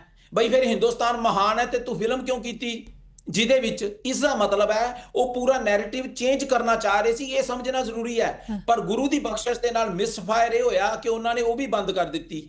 ਹੁਣ ਅੱਜ ਇਹ ਫਿਲਮ ਜਿਹੜੀ ਹੈ, ਇਹ ਦਿਲਜੀਤ ਨੂੰ ਤੁਸੀਂ ਬਾਹਰ ਰੱਖੋ, ਉਸ ਨੂੰ ਤੁਸੀਂ ਇਹ ਦੇਖਣਾ ਵੀ ਸ਼ਹੀਦ ਜਸਵੰਤ ਸਿੰਘ ਖਾਲੜਾ ਨੇ ਜਿਹੜੀ ਡਾਕੂਮੈਂਟ ਕੀਤੀ ਸੀ, ਔਰ ਜਿਹੜੀ ਇਹ CBI ਦੀ ਗੱਲ ਕਰਦੇ ਆ, ਉਹਦੇ ਪਿੱਛੇ ਕੈਨੇਡਾ ਹੈ। ਜਦੋਂ ਉਹਨਾਂ ਨੇ ਪਹਿਲੀ ਵਾਰੀ ਜਨਵਰੀ ਜਾਂ ਫਰਵਰੀ 1995 ਚ ਇਹ ਸਾਰਾ ਤੱਥ ਕੱਢ ਕੇ ਲੈ ਕੇ ਆਂਦੇ, ਉਸ ਤੋਂ ਬਾਅਦ ਭਾਈ ਖਾਲੜਾ, ਸ਼ਹੀਦ ਖਾਲੜਾ ਜਿਹੜੇ ਆ ਉਹ ਕੈਨੇਡਾ ਵਿੱਚ ਆਉਂਦੇ ਆ, ਜਿੱਥੇ ਉਹ ਕੈਨੇਡੀਅਨ ਪਾਰਲੀਮੈਂਟਸ ਨੂੰ ਮਿਲਦੇ ਆ ਤੇ ਉੱਥੇ ਇਹ ਡਾਟਾ ਦਿੰਦੇ ਆ। ਕੈਨੇਡੀਅਨ ਪਾਰਲੀਮੈਂਟ ਉਸ ਵਕਤ ਬਹੁਤ ਸਟਰੋਂਗ ਸੀ, ਉਹਨਾਂ ਨੇ ਇਸ ਦਾ ਨੋਟਿਸ ਲਿਆ। ਉਹਨਾਂ ਨੇ ਇਹ ਵੀ ਕਿਹਾ ਸ਼ਹੀਦ ਖਾਲੜਾ ਨੂੰ ਵੀ ਤੁਸੀਂ ਵਾਪਸ ਨਹੀਂ ਜਾਓ, ਮਾਰੇ ਜਾਓਗੇ। ਪਰ ਉਹਨਾਂ ਨੇ ਕਿਹਾ ਨਹੀਂ ਭਾਈ, ਮੈਂ ਇੱਕ ਮਨੁੱਖੀ ਅਧਿਕਾਰਾਂ ਦਾ ਹਿਊਮਨ ਰਾਈਟਸ ਐਕਟਿਵਿਸਟ ਹਾਂ, ਮੇਰਾ ਹਜੇ ਕੰਮ ਬਾਕੀ ਹੈ, ਮੈਂ ਵਾਪਸ ਜਾਵਾਂਗਾ। ਵਾਪਸ ਜਾਂਦੇ ਆ ਤੇ 6 ਸਤੰਬਰ ਨੂੰ ਉਹਨਾਂ ਨੂੰ ਅਬਡਕਸ਼ਨ ਕਰਕੇ ਚੁੱਕ ਕੇ ਤਸੀਹੇ ਦੇ ਕੇ ਜਿਹੜਾ ਉਹ ਸ਼ਹੀਦ ਕੀਤਾ ਜਾਂਦਾ। ਜਿਹੜੀ ਸੀਬੀਆਈ ਆਈ ਹੈ, ਦਿੱਲੀ ਆਈ ਹੈ, ਉਹ ਕੈਨੇਡਾ ਨੇ ਉਹਨਾਂ ਨੂੰ ਫੋਰਸ ਕੀਤਾ ਔਰ ਇੰਡੀਆ ਇਹ ਵਿਖਾਉਣ ਵਾਸਤੇ ਕਿ ਦੇਖੋ ਜੀ ਅਸੀਂ ਇਨਵੈਸਟੀਗੇਟ ਕਰਦੇ ਹਾਂ। ਇਸ ਕਰਕੇ ਨਹੀਂ ਉਹਨਾਂ ਨੇ ਕੀਤਾ ਕਿ ਉਹਨਾਂ ਨੂੰ ਸ਼ਹੀਦ ਖਾਲੜਾ ਦੇ ਨਾਲ ਕੋਈ ਹਮਦਰਦੀ ਸੀ। ਆਪ ਤੇ ਉਹਨਾਂ ਨੇ ਚੁੱਕ ਕੇ ਮਾਰਿਆ ਓਪੀ ਸ਼ਰਮੇ ਦੇ ਆਰਡਰ ਦੇ ਹੇਠ, ਤੇ ਉਹਨਾਂ ਨੂੰ ਕੀ ਹਮਦਰਦੀ ਹੋਏਗੀ। ਸੋ ਇਹ ਨੈਰੇਟਿਵ ਜਿਹੜਾ ਹੈ ਉਹਨਾਂ ਨੂੰ ਬਿਲਕੁਲ ਬੈਕਫਾਇਰ ਹੋਇਆ। ਸੇਮ ਥਿੰਗ ਦਲਜੀਤ ਜਿਹੜਾ ਇਸ ਦੇ ਵਿੱਚੋਂ ਆਪਣੀ ਇਮੋਸ਼ਨਲ ਤੇ ਲੋਕਾਂ ਦੀ ਸਪੋਰਟ ਲੈ ਰਿਹਾ, ਤੇ ਇਹ ਉਹੀ ਕਿਰਦਾਰ ਹੈ ਦਲਜੀਤ ਜਿਨੇ ਇਸੇ ਪਿਕਚਰ ਦੇ ਚੱਲਦਿਆਂ ਸ਼ਹੀਦ ਖਾਲੜਾ ਦੇ ਇੱਕ ਹੋਰ ਫਿਲਮ ਬਣਾਤੀ ਚਮਕੀਲਾ, ਜਿਹੜੀ ਕਿ ਬਿਲਕੁਲ ਹੀ ਖਾਲਿਸਤਾਨ ਦੇ ਤੇ ਸਿੱਖ ਦੇ ਉਲਟ ਹੈ। ਤੁਸੀਂ ਉਹ ਵੀ ਚੈੱਕ ਕਰ ਲਿਓ। ਇਹ ਤਾਂ ਪੈਸੇ ਲੈ ਕੇ ਕਿਰਦਾਰ ਕਰਨ ਵਾਲੇ ਕੰਮ ਹੈ। ਆਪਾਂ ਗੱਲ ਰੱਖਣੀ ਹੈ ਭਾਈ ਸ਼ਹੀਦ ਜਸਵੰਤ ਸਿੰਘ ਖਾਲੜਾ ਤੇ। ਜਿਵੇਂ ਚੌਧਰੀ ਸਾਹਿਬ ਨੇ ਕਿਹਾ ਕਿ ਉੱਥੇ 84 ਤੋਂ ਲੈ ਕੇ 95 ਤੱਕ ਲਗਾਤਾਰ 3 ਨਸਲਕੁਸ਼ੀਆਂ ਹੋਈਆਂ। ਪਹਿਲੀ ਹੋਈ ਆਪਰੇਸ਼ਨ ਵੁੱਡ ਰੋਜ਼ ਦੇ ਵਿੱਚ, ਜਿਹਦੇ ਵਿੱਚ 20,000 ਤੋਂ ਵੱਧ ਸਿੱਖ ਬੱਚੇ ਜਿਹੜੇ ਆ 14 ਤੋਂ 40 ਸਾਲ ਦੇ, ਉਹ ਫੜ ਕੇ ਸ਼ਹੀਦ ਕੀਤੇ ਗਏ ਆ। ਨਵੰਬਰ 1984 ਚ 30,000 ਤੋਂ ਵੱਧ ਸਿੱਖ ਇੰਦਰਾ ਗਾਂਧੀ ਦੀ ਅਸੈਸੀਨੇਸ਼ਨ ਤੋਂ ਬਾਅਦ 3 ਦਿਨਾਂ ਚ ਮਾਰਿਆ ਗਿਆ। ਮੇਰੇ ਕੋਲ ਰੈਕੋਰਡ ਹੈਗਾ, ਅਸੀਂ ਦੁਨੀਆ ਚ ਕੱਢ ਕੇ ਲੈ ਕੇ ਆਏ ਆ। ਫਿਰ ਹੋਇਆ 95 ਤੱਕ ਸਿੱਖ ਨਸਲਕੁਸ਼ੀ, ਜਿਹਦੇ ਚ 1.5 ਲੱਖ ਸਿੰਘ ਸਿੰਘਣੀਆਂ ਸ਼ਹੀਦ ਹੋਏ ਆ ਪੰਜਾਬ ਦੀ ਆਜ਼ਾਦੀ ਲਈ। ਸੋ ਫਿਲਮ ਦਾ ਬੈਨ ਕਰਨਾ ਜਿਹੜਾ ਹੈ ਉਹ ਨੈਰੇਟਿਵ ਚੇਂਜ करना सी, पर बैन ਜਿਹੜਾ ਹੈ ਉਹ ਨਕੀਲੀ बैन होगी तो सारी दुनिया च पहुंच गई गल। राइट। सो मैं ये भी मेंशन करना चाहूंगी क्योंकि आपने जिस तरह से कहा कि ये दिलजीत दोसांझ की जो है वो गिमिक्स भी उनकी तरफ से नजर आ रही है, उनका कुछ जो है अलग स्टांस नजर आता है, लेकिन उन्होंने बार बार वो क्लेम कर रहे हैं कि उन्होंने कोई पैसा चार्ज नहीं किया इस फिल्म के लिए। मैं पन्नू साहब, फवाद साहब का भी जरूर कॉमेंट है। फवाद साहब, what's the way forward? Film I, film ban की गई, फिल्म के जो डायरेक्टर हैं वो कह रहे हैं कि इंपॉर्टेंट हिस्टोरिकल स्टोरी जो है उसको ऑडियंसेस के लिए छोड़ देना चाहिए था कि ऑडियंसेस जो है वो जज करते rather than preventing it from being seen. आज हकीकत यह है कि भारत में जो क्रिटिक्स है, फिल्म क्रिटिक्स, वो तक इस बात पर शोर मचा रहे हैं कि एटलीस्ट फिल्म को जो है वो लेट द ऑडियंस जज। जी बिल्कुल, ऑडियंस जो है उनका तो काम है ही है कि वो जो है वो उसको जज करेंगे। लेकिन ये फैक्ट्स को जो सप्रेस किया जा रहा है मुसलसल भारत की जानिब से, और आपने भी जिस तरह से, आपको भी सोशल मीडिया पे बड़ा एक रद्द-ए-अमल का सामना करना पड़ा है, और उम्मीद है कि इस प्रोग्राम के बाद आपको मजीद रद्द-ए-अमल का सामना वहां से करना पड़ेगा। वैसे मेरे पे तो जो ये हिंदू महासभा बीजेपी वाले वैसे ही मेहरबान है, तो वो तो मुझे हर किसी न किसी वक्त जो है वो होते ही रहता है। मेरे पे आपको पता है जो एक्सट्रीमिस्ट है वो सारी मेहरबान है, तो इसलिए वो मैं तो कोई इतना ज्यादा इसको वजन नहीं देता। देखिए सीधी बात है, ये जिस तरह पन्नू साहब ने अभी कहा है ना, ये देखें ये तारीख का एक बहुत बड़ा सवाल है, और तारीख के सवालों के जवाब जो हैं वो रियासतें और हुकूमतें जो हैं अगर उनको समझती हैं कि वो बैन करके और वो आज के दौर में जो है वो बैन करके हम सवालों से बच जाएंगे, तो देखें ये मुमकिन नहीं है। पन्नू साहब, आपसे लास्ट कमेंट इसी से मुतालिक, आपकी जो खालिस्तान मूवमेंट है, इस किस्म के भारतीय इकदाम, चाहे आप बिल्कुल अग्री नहीं करते कि सतलुज में जिस तरह की डिपिक्शन है आपको उस पर भी एतराज है, बट ऑन द होल जो सिख कम्युनिटी है, जो खालिस्तान तहरीक का जो कॉज है, उसको भारत की जानिब से इस किस्म के इकदाम और जो हिस्टोरिकल फैक्ट्स है उसके ऊपर पर्दा डालने की जो ये तमाम कोशिशें हैं, वो कितनी आपकी इस मूवमेंट को मजीद स्ट्रेंथन करता है, मजीद तकवीत पहुंचाता है, और फिर लोगों में इस कॉज के लिए मजीद आवाज उठाने के लिए उनको आगे करता है? देखो ये ना बड़ा जिन्हों कहते हैं आई डोंट नो की लफज होंदा है, पचीदा असी कहने भी बड़ा टेढ़ा काम होंदा है जी आजादी लैनी होंदी है ना, बड़ी कॉम्प्लीकेटेड काम है कि एक पासे वो चेहरा जिहड़ा कि मोदी कोल बैठ के कह रहा है कि हिंदुस्तान जिहड़ा महान है भारत, उही दलजीत जिन्हें 84 सिख नस्लकुशी, खून का बदला खून अमिताभ बच्चन ने की, उही चेहरा खालड़ा बनता है, उही अमिताभ बच्चन दे पैरां च जाके 31 अक्तूबर ਨੂੰ जिस दिन उसने एक काल दिती सी ਉਹਦੇ ਪੈਰਾਂ ਦੇ ਵਿੱਚ ਹੱਥ ਲਗਾਉਂਦਾ ਹੈ। ਉਹੀ ਦਲਜੀਤ ਜਿਹੜਾ ਖਾਲੜਾ ਬਣਦਾ ਹੈ, ਉਹੀ ਦਲਜੀਤ 1 ਨਵੰਬਰ 1984 ਜਦੋਂ ਸਿੱਖ ਨਸਲਕੁਸ਼ੀ ਹੁੰਦੀ ਹੈ ਤੇ ਉਹ ਉਸ ਨੂੰ ਨਾਰਮਲਾਈਜ਼ ਕਰਨ ਵਾਸਤੇ ਆਸਟ੍ਰੇਲੀਆ ਔਰ ਨਿਊਜ਼ੀਲੈਂਡ ਦੇ ਵਿੱਚ ਉਸ ਦਿਨ ਪ੍ਰੋਗਰਾਮ ਕਰਦਾ ਹੈ ਜਿਸ ਦਿਨ ਸਾਡੀਆਂ ਧੀਆਂ ਭੈਣਾਂ ਦੀਆਂ ਇੱਜ਼ਤਾਂ ਲੁੱਟੀਆਂ ਜਾ ਰਹੀਆਂ। ਸੋ ਇਹ ਇੰਨਾ ਸਿੰਪਲ ਸਬਜੈਕਟ ਨਹੀਂ ਤੁਸੀਂ ਸਮਝੋ ਕਿ ਉਹ ਦਲਜੀਤ ਜਿਹੜਾ ਹੈ ਉਹ ਇਸ ਫਿਲਮ 'ਚ ਬਿਨਾਂ ਪੈਸੇ ਲੈ ਕੇ ਕੰਮ ਕਰ ਗਿਆ। ਪਰ ਤੁਸੀਂ ਨੈਰੇਟਿਵ ਦੇਖੋ ਜਿਹੜਾ ਕਿ ਚੌਧਰੀ ਸਾਹਿਬ ਜਾਂ ਜਿਹੜਾ ਇੱਕ ਅੱਖ ਰੱਖਦਾ ਹੈ, ਇੰਟੈਲੈਕਟ ਰੱਖਦਾ ਹੈ, ਜਿਹੜਾ ਪੋਲੀਟੀਸ਼ੀਅਨ ਹੈ, ਉਹ ਸਮਝਦਾ ਇਸ ਗੱਲ ਨੂੰ ਵੀ ਇਹ ਮਸਲਾ ਕੀ ਹੈ ਇਹਦੇ ਪਿੱਛੇ। ਪਰ ਗੁਰੂ ਦੀ ਤੇ ਅੱਲਾ ਦੀ ਸਿੱਖ ਪੰਥ ਤੇ ਬਖਸ਼ਿਸ਼ ਇਹ ਹੋਈ ਹੈ ਕਿ ਹਿੰਦੁਸਤਾਨ ਨੇ ਉਹ ਬੈਨ ਕਰ ਦਿੱਤੀ। ਜਿਹੜੀ ਗੱਲ ਉਹ ਤੁਹਾਡੇ ਉਲਟ ਕਰਨਾ ਚਾਹ ਰਹੇ ਸੀ ਉਹ ਤੁਹਾਡੇ ਹੱਕ ਦੇ ਵਿੱਚ ਆ ਗਈ। ਅੱਜ ਉਹ ਹੱਕ 'ਚ ਇਦਾਂ ਆ ਗਈ ਕਿ ਖਾਲਿਸਤਾਨ ਰੈਫਰੈਂਡਮ ਦੀਆਂ ਵੋਟਾਂ ਜਿਹੜੀਆਂ ਉਹ 16 ਅਗਸਤ ਨੂੰ ਅਸੀਂ ਪਾ ਰਹੇ ਹਾਂ। ਜਿੱਦਣ ਇੰਡੀਆ ਕਹਿੰਦਾ ਜੀ ਅਸੀਂ ਆਜ਼ਾਦੀ ਲਈ ਹੈ ਤੇ ਸਿੱਖ ਜਿਹੜੇ ਆ ਉਹ ਕਹਿੰਦੇ ਜੀ ਅਸੀਂ ਆਜ਼ਾਦ ਹਾਂ, ਉਦੋਂ ਅਸੀਂ ਖਾਲਿਸਤਾਨ ਰੈਫਰੈਂਡਮ ਦੀਆਂ ਵੋਟਾਂ ਪਾ ਰਹੇ ਹਾਂ। ਪਰ ਆਵਾਮ ਦੇ ਵਿੱਚ ਪਤਾ ਕੀ ਗੱਲ ਚੱਲਦੀ ਪਈ ਹੈ? ਦੇਖੋ ਜੀ, ਉਹਨਾਂ ਨੇ ਦਿਲਜੀਤ ਦੀ ਫਿਲਮ ਜਿਹੜੀ ਹੈ ਬੰਦ ਕਰਤੀ। This isn't about Diljit, this is about Shaheed Jaswant Singh Khalra, this is about the genocide that India committed, this is about the genocide that India committed, and now they want to change the narrative that this was between some police officers who were wrong and between Sikhs। so ਇਹ ਸਾਰੇ ਦਾ ਸਾਰਾ ban ਹੋਣਾ ਜਿਹੜਾ ਉਹ ਸਾਡੇ ਹੱਕ ਦੇ ਵਿੱਚ ਆਇਆ ਹੈ, ਪਰ ਜਿਹੜਾ ਉਸ ਦੇ ਪਿੱਛੇ ਚਿਹਰਾ ਹੈ ਉਹ ਹਿੰਦੁਸਤਾਨੀ। राइट पन्नू साहब, बहुत शुक्रिया। पाकिस्तान जिंदाबाद, खालिस्तान जिंदाबाद। बहुत शुक्रिया, thank you so much sir for joining us. Programme में वक्त हुआ एक ब्रेक का, हमारे साथ हमें ज्वाइन करें बैरिस्टर अकील मलिक साहब, वजीर मुमलिकत बराए कानून और इंसाफ। बैरिस्टर साहब अस्सलाम वालेकुम, बहुत शुक्रिया प्रोग्राम के लिए आपने वक्त निकाला। गुफ्तगू का आगाज़ अकील साहब, सबसे पहले तो आज के अफसोसनाक वाक़े जो आज की सबसे बड़ी खबर है, ज़ियारत में दहशतगर्दों की जानिब से हमला होना, 9 पुलिस एहलकार शहीद हुए जिनमें 2 SHOs भी शामिल थे। कल ही कोर कमांडर कॉन्फ्रेंस का जो एलामिया था उसमें 2 टोक अंदाज में वार्निंग दे दी गई थी दहशतगर्दों को, स्पेशली अफगान रजीम, कि अब बिजनेस एज यूजुअल मजीद आगे नहीं चल सकता और they will have to get their act together. So अब ये ज़रूर बताइएगा कि रियासत ने क्या फ़ैसला किया है? जो ऑपरेशन गज़ब लिल हक है उसका दायरा कार मजीद वसी किया जाएगा या कोई और इस वक्त रोड मैप डिवाइस किया गया है?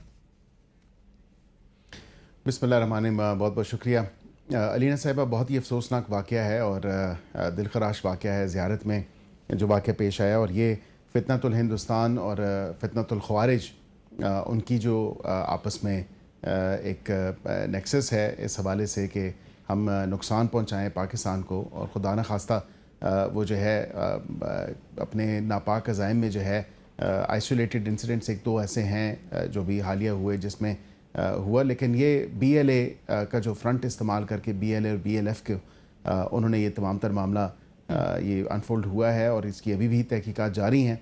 मैं ये आपको ज़रूर बता सकता हूँ कि इंटेलिजेंस बेस्ड ऑपरेशंस और ग़ज़बुल हक़ और उसके साथ जो इंटेलिजेंस बेस्ड ऑपरेशंस हैं उसके ऊपर बिल्कुल काम किया जा रहा है, और आपको पता है कि काफ़ी कामयाबी भी मुख्तलिफ़ जगहों पे मुख्तलिफ़ मकामात पे जो टेररिज्म के या उससे रिलेटेड एक्ट्स थे तमाम तर मामलात, तो वो उनमें रोकथाम आई है, उसका नंबर कम हुआ है, सिग्निफिकेंट डिक्रीज़ भी आई है। और ये इंटेलिजेंस बेस्ड ऑपरेशंस की मदद से ही ये मुमकिन हो सका है। ज़ाहिरी बात है कि अभी भी उन्हीं पे ही काम किया जा रहा है, और उसी हवाले से जो एक स्ट्रैटेजी है उसको मज़ीद जो है उसका दायरा कार भी वसी किया जा रहा है, और उसमें मज़ीद जिद्दत भी लाई जा रही है कि किस तरह इसको मज़ीद जो है इफ़ेक्टिवली काउंटर किया जाए इस तरह के जो टेररिस्ट अटैक्स हैं, और बिलखुसूस जो नापाक अज़ाइम हैं फितनतुल ख़वारिज और फितनतुल हिंदुस्तान के, और अपने फ्रंट्स जो BLA और BLF को वो इस्तेमाल करते हैं, मुख्तलिफ़ एंटिटीज़ को आगे रख के वो इस्तेमाल करते हैं, तो उनके लिए अब बिल्कुल एक कड़ा अमल शुरू होगा और सख्त अमल शुरू होगा। राइट। और अकील साहब, चूँकि आज़ाद कश्मीर की जो सूरत हाल है वो भी खासी प्रिकेरियस नज़र आती है, और कल के जो कोर कमांडर कॉन्फ्रेंस के एलामिया है उसमें इंडायरेक्ट एक रेफरेंस उस हवाले से भी था कि पाकिस्तान में भारत किस तरह से बदअमनी फैला रहा है। मौलाना फजल रहमान साहब ने मीडिएशन की ऑफ़र की, सालसी की पेशकश की, हाफिज़ नईमुर रहमान साहब ने की, दोनों हाउसेस के जो अपोजिशन लीडर्स हैं उन्होंने जाके मीडिएशन के रोल प्ले करने की कोशिश की, तो कहूटा से आगे उनको बढ़ने नहीं दिया गया। सो क्यों नहीं इवन मौलाना साहब की पेशकश को हुकूमत क्यों नहीं एक्सेप्ट कर रही कि मामलात को आगे सुलझा के, अभी आके इलेक्शंस भी अपने वक्त पे जो है वो मुकर्रर इस वक्त है स्केड्यूल्ड? देखिए, इसमें तो कोई दो राय नहीं कि जो जॉइंट अवामी एक्शन कमेटी है वो अपने मकसद से शायद डीरेल हो चुकी, और वो तभी प्रिस्क्राइब भी हुई बिकॉज उनकी 38 में से 35 डिमांड को माना गया। इम्प्लीमेंटेशन एग्जीक्यूशन कमेटी भी कायम की गई। हुकूमत ने बड़ी फराग दिली के साथ और खुले माथे के साथ इंगेज किया और सिंसियरली इंगेज किया। अगर सिंसियरली इंगेज ना किया होता और ये तकरीबन कई माह से इंगेजमेंट चल रही थी, जो उनके मुतालबात जो रोटी से शुरू हुए, आटे से शुरू हुए, बिजली से शुरू हुए, वो तमाम तर मुतालबात माने गए, ऐसा तो नहीं है। लेकिन उसके बाद फिर ऐसा मुतालबा कर देना और फिर कहना कि नहीं ये 12 सीटें जो हैं जो रेफ्यूजीज़ की हैं इसका हमें सड़क पे फैसला करवाना है, तो ये तो नहीं हो सकता। पर अब जितनी टेंशन्स वहां पर हैं इस वक्त वकील साहब, वो डिफ्यूज करने के लिए आपके पास कोई प्लान है कि नहीं? जी बिल्कुल। देखें, स्टेट को अपनी रेट कायम दायम रखनी होगी और रखने की ज़रूरत भी है और जो रख भी रही है। इसमें कोई ऐसी अभाम की बात नहीं है कि स्टेट जो है आड़े हाथों के साथ या आयरन हैंड ये जो फैक्शन है जो किसी और की जो है ईमा पे इस तरह के काम कर रहा है या उनके ताने बाने कहाँ से मिल रहे हैं। We all know this perfectly too well. There is ample evidence, irrefutable evidence जो सामने मंजर आम पे आ चुका है कि उनके राब्ते किधर हैं, वो किसका जो बयानिया है या किसके नापाक अज़ाइम को वो आगे रियासत हमें पहले ही बता चुकी है कि भारत इसके पीछे मुलव्विस है और ये मैनिफेस्टेशन हमें जो प्रॉक्सी वॉर्स की अभी हम जो 2 सूबों की बात कर रहे हैं उसके बाद हमें आज़ाद कश्मीर में भी नजर आ रही है। जी आप उठा के देखें भारतीय मीडिया तो आपको समझ आ जाएगी कि वाक़तन कौन जो है वो उनको पुष्ट पनाही दे रहा है और किधर से उनके ताने बाने मिल रहे हैं। तो ये this is no secret. So but how do you plan to defuse the situation? Aqeel साहब 20 दिन रहते हैं इलेक्शंस में, सो उससे पहले माहौल को कैसे सेटल किया जाएगा? देखिए इलेक्शन के माहौल तो पुरअमन है वहाँ पे, और अगर ऐसी बात थी तो मुझे बताएं कि 850 कैंडिडेट्स ने किस तरह कागज़ अपने जमा करा दिए, कागजात नामजदगी, फिर उनमें कईयों ने विड्रॉ भी कर लिए। उसमें सारी पॉलिटिकल पार्टीज़ हिस्सा भी ले रही हैं, चाहे वो पीपल्स पार्टी हो, चाहे वो IPP हो, चाहे वो जमात इस्लामी हो या दीगर जो भी जमातें हैं। पीटीआई ने तो बॉयकॉट कर दिया, वो कह रहे हैं हम रिकंसिडर कर लेंगे अगर आप माहौल बना दें। नॉट नहीं, माहौल क्या बना के दे? पीटीआई तो रिकंसिडर इसलिए वो नहीं कर रहे, उनकी अपनी जो जेल में लोग बैठे हैं, पार्टी की लीडरशिप है जो जिनको सजाएं हुए हैं, वो खुद कह रहे हैं। मैं चाहूँगा आप अपनी स्क्रीन पे चलाएं, वो कहते हैं कि बॉयकॉट आप मत करें इलेक्शन को। लेकिन पीटीआई का मसला ये सिक्योरिटी सिचुएशन या ये मामला नहीं है कि वहाँ पे जो है कोई ऐसी सूरत हाल है, ये कोई ऐसा मामला है। पीटीआई का मामला ये है कि सिर्फ मैदान में हम ही हों, क्योंकि पाकिस्तानी अवाम सिर्फ हमें ही वोट देती है और आज़ाद जम्मू कश्मीर की अवाम भी सिर्फ हमें ही वोट देगी, क्योंकि और तो कोई पॉलिटिकल पार्टी एग्जिस्ट नहीं करती। लेकिन उनका कहना ये भी है कि गिलगित बल्तिस्तान भी जाने नहीं दिया गया इलेक्शन से कबल, उसके बाद कहूटा से आगे आपने तो बैरिस्टर गौहर गए थे, पाकिस्तान वालों को भी बढ़ने नहीं दिया। उनकी पार्टी के चेयरमैन है अलीना साहिबा। बैरिस्टर गौहर कोई देखे ना कांग्रेस से तो ताल्लुक नहीं रखते, वो तो इनकी पार्टी के एक्टिंग चेयरमैन है, पीटीआई के चेयरमैन है और इनको लीड करते हैं। वो वहाँ पे जाके कैंपेन भी उन्होंने की, उनकी पार्टी के लोग भी वहाँ पे मौजूद थे और बिल्कुल इलेक्शन में भरपूर उन्होंने हिस्सा भी लिया। अब ग्राउंड रियलिटीज़ अगर वाक़तन उनका साथ नहीं दे रही कि उनकी अगर पब्लिक सपोर्ट नहीं है और पब्लिक में इंग्रेस ही नहीं है इस हवाले से, और लोग जो है वो तंग आ चुके हैं इनकी इस तरह की जो पॉलिटिक्स, जिस तरह की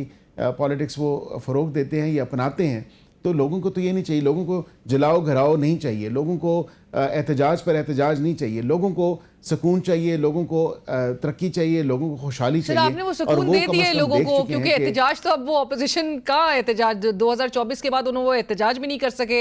अब वो गौर साहब भी कह रहे हैं कि अब बहुत हो गया है, अब मुज़ाकरात और ये हैंडशेक से बात जो है वो आगे बढ़नी चाहिए, हुकूमत के साथ मुज़ाकरात होने चाहिए। लेकिन वो साथ साथ ये भी कह रहे हैं उसी सांस में कि हुकूमत की नीयत ऐसी नहीं है। क्या ऐसा ही है कि हुकूमत इंटेंट नहीं चाह रही है कि पाकिस्तान तहरीक इंसाफ के साथ इंगेज किया जाए, इंक्लिनेशन नहीं है?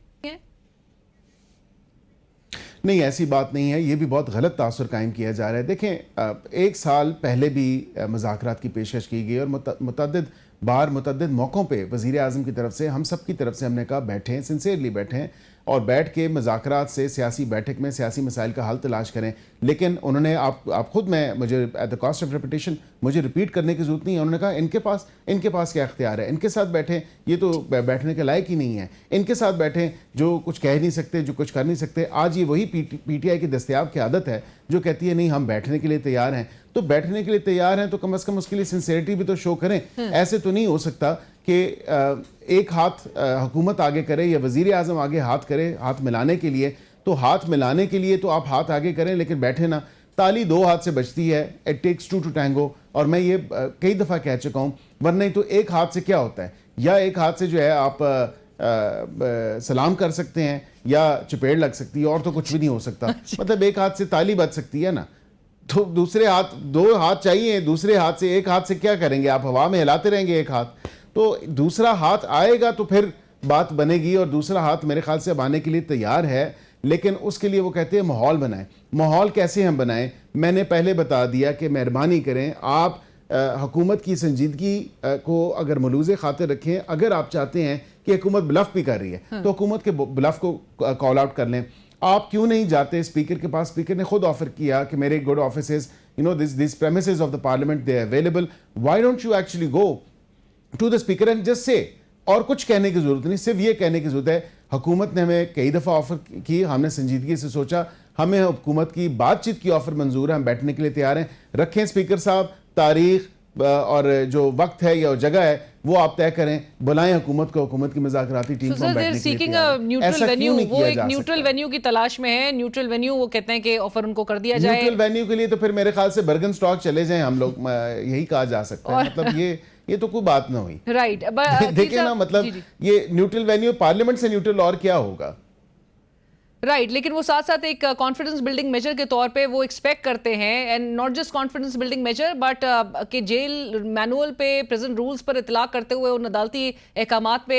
And every week on my show I have to ask you the same question. आज फिर मंगल है, मुलाकात फिर नहीं करवाई जा रही, बावजूद इसके के कोर्ट ऑर्डर्स मौजूद है, बावजूद उसके कि एक जेल मैनुअल मौजूद है। लेकिन 8 माह से उनका भी फिर गिला दुरुस्त है कि 8 माह से आपने एक शख्स को सॉलिटरी कन्फाइनमेंट में रखा हुआ है। बिल्कुल भी नहीं, ये भी देखें गलत बात है। उनकी अपनी बीवी के साथ, जो उनकी फैमिली मेंबर हैं, उनके साथ मुलाकात होती है, हर हफ्ते होती है। Bushra Bibi sir, not granting his lawyers access, आपको लगता है कि ये दुरुस्त अमल है? देखिए, मैंने लास्ट टाइम भी कहा था, वकला को इजाज़त होनी चाहिए मिलने की, कम वक्त में। वकला ने इंस्ट्रक्शंस लेनी होती हैं, वकला ने अपने क्लाइंट के साथ मशवरा करना होता है। लेकिन बहुत अच्छी तो सर, ये वैसे अगर अकील साहब ये समझा दीजिए कि अगर वकला को मिलने की इजाजत नहीं दी जा रही अपने क्लाइंट से, तो यहाँ पर who is to be held responsible? देखिए, मैं यही कह रहा हूं कि ये लिस्ट में, अब लिस्ट आज की उठा के देख लें, ये पिछले हफ्ते की उठा के देख लें, क्या बैरिस्टर सलमान सफदर का नाम कहीं आपको नजर आता है लिस्ट में? बिल्कुल भी नहीं। कम से कम ये चीज़ तो देखें कि जो वकील हैं उनके, जिसका वकालतनामा जमा है, वो अगर मिलने, वो उसका नाम नहीं डलता लिस्ट में कि मैं, और ये पार्टी वाले नहीं डालते, वो कमेटी खुद डिसाइड की थी। सलमान अकरम राजा साहब उसके कन्वीन करेंगे, सलमान अकरम राजा, खालिद यूसुफ, इनके तो नाम आते हैं लिस्ट पे, लेकिन बावजूद उसके मुलाकात की इजाजत नहीं होती। आपके सामने है सब।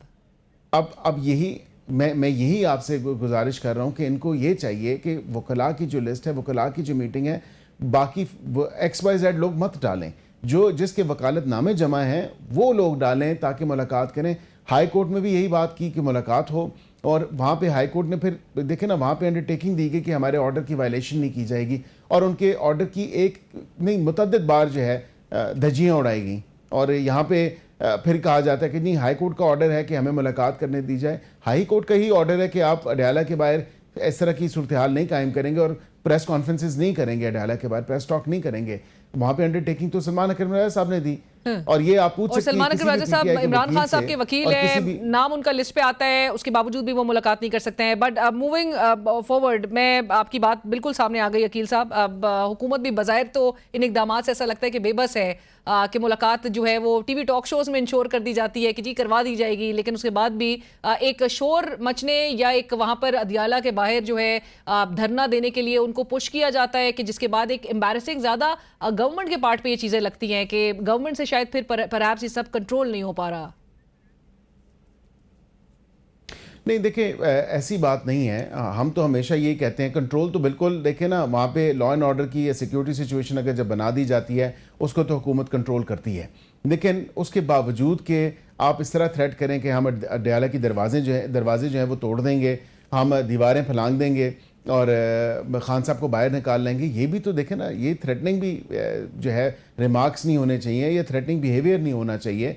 आप फिर ये कहें कि नहीं, हम अडयाला के बाहर 10,000 बंदा लेके आएंगे, जो आता भी नहीं है।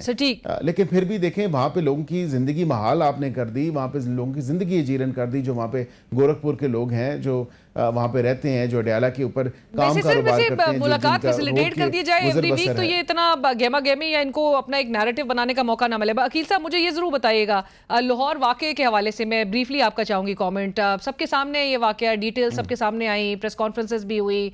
जो नून लीग की हुकूमत है, does it feel embarrassed on it कि एक नायब वजीर आजम इसाक डार साहब who's also the foreign minister, एक सीजन्ड सियासतदान है, उनकी फैमिली के ऊपर बात आना साइमल्टेनियसली कि जहाँ पर हम एक डिप्लोमेटिक फ्रंट पे इतनी हमारी कामयाबियाँ हों, अमेरिका और ईरान के दरमियान हम सालसी हम करवा के इतनी बड़ी पेशरफ्त हो चुकी हो, हमारी टेंशन्स की अभी हम बात कर रहे थे जो अफगानिस्तान के साथ है, इंडिया के साथ है, और उस पूरे दौरान डिप्टी वजीर आजम के, वजीर खारजा की फैमिली के मेंबर की जानिब से इस किस्म के जो मामलात है वो सरफेस करना, what does it tell us and does your government feel embarrassed on it?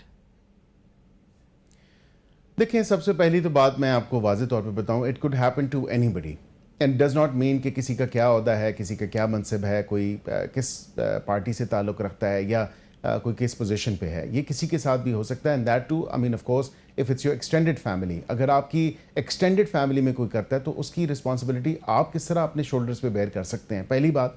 दूसरी बात ये कि पंजाब हुकूमत ने strictly in accordance with law and the constitution अपने आप को कंडक्ट किया है, और तमाम तर जो सिचुएशन है वो आपके सामने है, चाहे वो प्रेस रिलीज़ हो, चाहे वो पुलिस अथॉरिटीज़ की जो है प्रेशर हो, या उनका ये वाज़ेह तौर पे बताना कि किसी ने कोई पॉलिटिकल इंटरफेरेंस नहीं की, किसी ने कोई मेडल इनटू अफेयर्स नहीं किया, और ना ही किसी ने कोई इंस्ट्रक्शंस दी कि फ़लाँ चीज़ कर दो, या कोई क्वेश्चन रखना या कोई नरमी बरतना, कुछ भी नहीं। हाँ, कानून के मुताबिक मेरिट पे जो फैसला हो, जो इन्वेस्टिगेशन हो, उसको उसी तरह कैरी आउट करने की ज़रूरत है, और यही चीज़ कमेंट कर रहे हैं लोग मरियम नवाज साहिबा की कि उन्होंने कानून की बालादस्ती को यकीनी बनाया। लेकिन आप समझते हैं कि डार साहब वो जवाबदेह नहीं है, सियासतदान हमारे जवाबदेह नहीं है इस पे? देखें, जनरली स्पीकिंग एक फैमिली मेम्बर को वो भी देखें ना, एक डायरेक्टली इंसान अपनी रिस्पॉन्सिबिलिटी ले सकता है ना। यहाँ पे मुझे हैरत इस बात पे हुई कि लोगों एक इस्तीफों के डिमांड जो थी उसका भरमार सोशल मीडिया पे शुरू हो गया। भाई ये मुझे बताएं, क्या हैज़ी यू नो अपनी उनकी जो ऑफिशियल रिस्पॉन्सिबिलिटीज़ हैं, क्या उसमें कोई कोताही उन्होंने बरती? क्या उन्होंने खुद बजाते खुद ऐसा कोई इकदाम उठाया, या उनकी कोई जो है इन्वॉल्वमेंट ऐसी थी, या कोई ऐसा कनेक्शन था इस इन्वॉल्वमेंट के हवाले से, इस चीज़ के हवाले से कि जो वो इस्तीफ़ा देते? मतलब ये देखें ना, बेतुकी किस्म की डिमांड्स, ना उनका लेना ना कोई देना, उनकी तो शायद नॉलेज में भी नहीं है ये तमाम तर मामला। और ये देखें ना, कोई तीसरे बंदे की रिस्पॉन्सिबिलिटी किस तरह उठा लें। And if an adult is whoever is you know 18 साल से ऊपर जो हो, तो वो खुद अपने ज़िम्मेदार है अपनी बिजनेस डीलिंग्स का, अपनी बाकी चीज़ों का। हाँ, गो के ये एक अफसोसनाक बात ज़रूर है, लेकिन आप उनको जो है इसके मुँह से इल्ज़ाम नहीं ठहरा सकते कि ये उनकी वजह से हुआ है या ऐसा कोई मामला हुआ है। राइट, अकील साहब बिल्कुल ठीक है। आप कहते हैं कि डार साहब बिल्कुल इस पर जवाब दे नहीं है। मैं आखिर में आपके ज़रूर कमेंट्स चाहूँगी, चूँकि आज खैबर पख्तूनख्वा असेंबली के जो मामलात हैं वो भी बड़े खुल के सामने आए, और कानून साजी वहाँ पर जो की जा रही है वो नई कानून साजी के मुताबिक बाकायदा मराआत और जो इख्तियारात हैं, इस्तेहकाक हैं, उसके हवाले से जो है वो बड़ी ऑलरेडी एक डिबेट इस मुल्क में छिड़ गई है। जो दस्तावेज़ात सामने आए हैं उसके मुताबिक सूबाई मेंबरान को जो मरात मिलने की जो तजावीज़ गई हैं उसमें असला लाइसेंस के साथ साथ टोल टैक्सों से इस्तिस्ना, ताहयात सरकारी पासपोर्ट, जस्टिस ऑफ पीस के इख्तियारात, खुसूसी सिक्योरिटी, गेस्ट हाउसेज और जो तमाम जो प्रिविलेजेस है वो Khyber Pakhtunkhwa assembly powers, immunities and privileges act ये 2026 कहलाया जा रहा है। मुझे सबसे पहले ये समझा दीजिए अकील साहब, ये जो पासपोर्ट्स हैं, ऑफिशियल पासपोर्ट्स, ब्लू पासपोर्ट्स, ये कानून क्या कहता है इससे मुताल्लिक कि किन के पास होते हैं, और ये अरकान असेंबली जो सूबाई असेंबली हैं उसके मेंबरान, क्या ये इनके पास भी होना चाहिए? ताहयात जो ये इस वक्त डिमांड भी सामने आ रही है। देखिए, सबसे पहली बात है कि मैंने भी ये मुजवज़ा कानून साजी के बारे में सुना है, और पता चला है कि इस तरह कोई मरात के हवाले से कानून साजी की जा रही है जिसमें life time blue passports, toll tax से एग्जेम्पशन, गवर्नमेंट रेजिडेंसेस पे मुफ्त रिहाइश and so and so forth. तो ये केपी की असम्बली कर रही है। मेरी तो हैरानी बात ये थी कि ये वो सूबा है जो बात करता है कि हम जो हैं वो रिप्रेजेंटेटिव हैं truly in its true sense आवाम के, और आवाम के ऊपर जो है जिस किस्म का बोझ डाला जा रहा है या उनकी टैक्स के पैसों से जो मजाक किया जा रहा है उनके टैक्स के पैसों का, तो ये कम से कम देखने की ज़रूरत है। ब्लू पासपोर्ट के कवानीन जो हैं वो बिल्कुल डीजी इमिग्रेशन एंड पासपोर्ट वहाँ पे उनके रूल्स वो हैं, और उनके पासपोर्ट एक्ट है 1947 का गालबन, और उसके साथ जो रूल्स हैं वो वाज़े तौर पे कहते हैं बिल्कुल MNAs के पास और सेनेटर्स के पास तो होता है, और ये एक लॉन्ग स्टैंडिंग जो है वो प्रैक्टिस भी है। इसी तरह वज़ीर आज़म, सदर पाकिस्तान, वज़राए आला, जो असम्बलियों के आपके स्पीकर्स हैं उनके पास तो होते हैं, लेकिन सूबाई असम्बली के अरकान मेरी नॉलेज में तो नहीं है। I definitely have to check कि वो पासपोर्ट रूल्स अगर रिसेंटली अपडेट हुए हैं या नहीं हुए, और क्या उनको भी मिल सकते हैं, या सिर्फ अगर मिलते हैं तो वो उस टेन्योर के लिए हैं या फॉर लाइफ टाइम के लिए कह रहे हैं, तो ये देखने की जरूरत है। लेकिन ये डिमांड आना मैं कहता हूँ जिंदगी भर के लिए जी हैरानकुन बात है कि आप टोल टैक्स से एग्जम्पशन मांग रहे हैं। आप कहते हैं हुकूमत की जो प्रॉपर्टीज़ हैं उसमें मुफ्त हमें रिहायशी मिले just because they are MPAs, या और उसके साथ फिर आप कहते हैं कि जी हमें 8 जो है असले के लाइसेंस भी चाहिए। फिर आप ये कहते हैं कि जी हमें उसके साथ ये किस किस्म की डिमांड्स आ रही हैं KP असम्बली से। मैं तो हैरान हूँ कि ठीक है एक MNA के MPA के प्रिविलेजेस होते हैं, लेकिन उसमें ये इस किस्म के प्रिविलेजेस तो नहीं होने चाहिए कि 8 लाइसेंस आपने मांग लिए, उसमें आप फॉर लाइफ ब्लू पासपोर्ट मांग रहे हैं। सर वैसे ये फॉर लाइफ ये जो ब्लू पासपोर्ट्स हैं, आपने जिस तरह से कहा MNAs और सेनेटर्स के पास ऑलरेडी हैं, सेनेट में आपको याद होगा करारदाद भी आई थी कि उनकी फैमिलीज तक भी इसको एक्सटेंड किया जाए इस फैसिलिटी को। ये MNAs के पास भी क्यों उनके पास होने चाहिए? देखिए ये 2008 में एक तरमीम आई थी, और जो रूल्स को अमेंड किया गया था, जहाँ तक मेरी इत्तलात हैं, तो ये उस वक्त 2008 से ये प्रैक्टिस चल रही है फॉर लाइफ वाली। पहले यही होता था कि आपको टेन्योर के लिए होता था, एंड आई थिंक वो फॉर लाइफ हुआ। सेनेटर्स का भी है, लेकिन फैमिलीज़ का नहीं है फॉर लाइफ। मतलब फैमिली से मुराद ये कि it just includes you and your spouse, आप और आपकी शरीक हयात हैं या जो आपका पार्टनर है वो, बच्चों के पास नहीं है। दीगर जो है बच्चों को नहीं मिलता फॉर लाइफ, वो सिर्फ और सिर्फ उस टेन्योर की हद तक होता है। तो ये चीज़ की जा रही थी सेनेट में गालबन, और फिर ये चीज़ तमाम तर सामने आई कि इकबाल आफरीदी साहब के बेटे ने असाइलम सीख किया, ब्लू पासपोर्ट पर हो गया, ऐसे मुल्क जहाँ वीज़ा दरकार नहीं था, ऑन अराइवल था, उसके बाद उसने पासपोर्ट जो है वो सरेंडर कर दिया और फिर असाइलम क्लेम कर लिया। तो ये एम्बैरेसिंग सिचुएशन थी, और इसीलिए कर्टेल किया जा रहा है और कम किया जा रहा है नंबर ऑफ़ ब्लू पासपोर्ट्स और नंबर ऑफ डिप्लोमेटिक पासपोर्ट्स। तो अभी जो दादोशुमार जो कमेटीज़ में शेयर हुए हैं वो आप सबके सामने वज़ीर दाखिला जो हैं वज़ीर मुमलकत बराए दाखिला तलाल चौधरी साहब ने ये तमाम हक़ाइक़ सामने रखे on the floor of the house पे और कमेटी में भी, और वाज़े तौर पे उन्होंने बताया कि ये जो है इतने नंबर हैं एक्टिव हैं, और इसीलिए फिर प्रॉब्लम होता है कि पाकिस्तानी नॉर्मल पासपोर्ट पे भी वीज़ाज़ का इशू एंड क्योंकि उसका मिसयूज़ होना शुरू हो जाता है। राइट। अब जो शफी जान साहब हैं उन्होंने ट्वीट करके वकील साहब ये कहा कि ब्लू पासपोर्ट जारी करने की जो मंजूरी से मुताल्लिक गर्दिश करने वाली बातें हैं वो बहरहाल वो तो डिनाई कर रहे हैं, लेकिन वो कह रहे हैं कि पासपोर्ट जारी करना मरकजी हुकूमत का डोमेन है। सो ये डोमेन आपका है और आप ये करेंगे या करना चाहेंगे, और आपने तो ऑलरेडी हैरानगी का इजहार कर दिया कि इनके पास जो है वो ये इनकी तरफ से ये डिमांड आना, ये हैरान कौन है आपके लिए? देखिए ये इस पे तो बेहतर जो जवाब दे सकते हैं या जो मुतलका डिपार्टमेंट है वो इंटीरियर का है, और वज़ीर मुमलकत बराए दाखिला या वज़ीर दाखिला या सेक्रेटरी दाखिला इस पे बेहतर बात कर सकते हैं, वो जवाब दे सकते हैं कि क्या वो करेंगे या नहीं करेंगे, क्योंकि DG इमिग्रेशन पासपोर्ट और नादरा जो है वो उनके अंडर उनकी मिनिस्ट्री के डोमेन में आता है। तो मैं समझता हूँ कि ज़्यादा मुनासिब होगा ये सवाल उन तक रखा जाए, क्योंकि ये वाक़तन मामलात जो हैं ये वही देख रहे हैं पासपोर्ट के इजरा के और पासपोर्ट के तजदीद के हवाले से और दीगर जो मनसूखी के हवाले से या इवन अदरवाइज, तो ये वही को बेहतर कमेंट कर सकते हैं। Right, thank you so much barrister Aqeel Malik साहब। बढ़ते एक ब्रेक की तरफ हमारे साथ रहिए।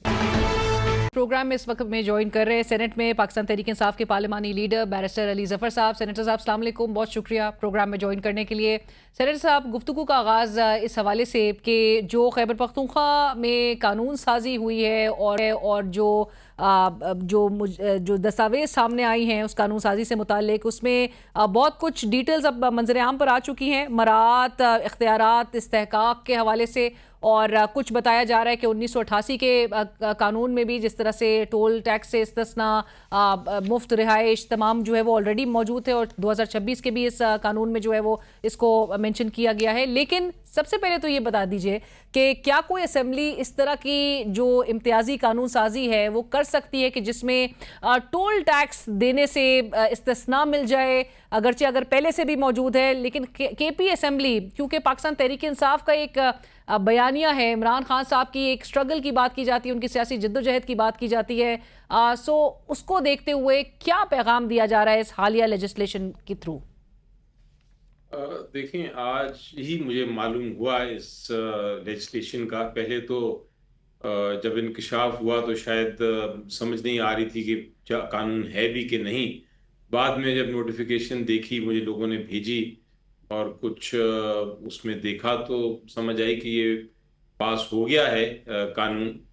और इससे पहले कि मैं इस पर थोड़ा सा तबसरा करूं, मैं ज़रूर चाहूँगा ये कहना कि लगता यही है कि ये अपोजिशन भी जो केपी में बैठी है और हुकूमत के जो अरकान थे उन सब ने मिलजुल के ही पास किया है, क्योंकि इसके ऊपर कोई मुझे कभी डिबेट नहीं नज़र आई या मुझे कोई शिकायत नहीं नज़र आई, किसी ने मीडिया पे इसकी बात नहीं की, अवामी बहस भी रही हुई। बिल्कुल, तो ये लगता ये है कि ये कंसेंसस से ही है, बिकॉज सबको उसके बेनिफिट मिल रहे थे, उसके फायदे मिल रहे थे, तो मेरे ख्याल सब ने उसको मान लिया। सो ऑपोजिशन और हुकूमत ने मिलके यानी कि सेम पेज पे नजर आते हैं इन मराहत को लेके, राइट? लगता है कि ये सिर्फ पीटीआई स्पेसिफिक आप बात ना करें, ये एक्चुअली लगता है कि सबकी ही ये मर्जी थी।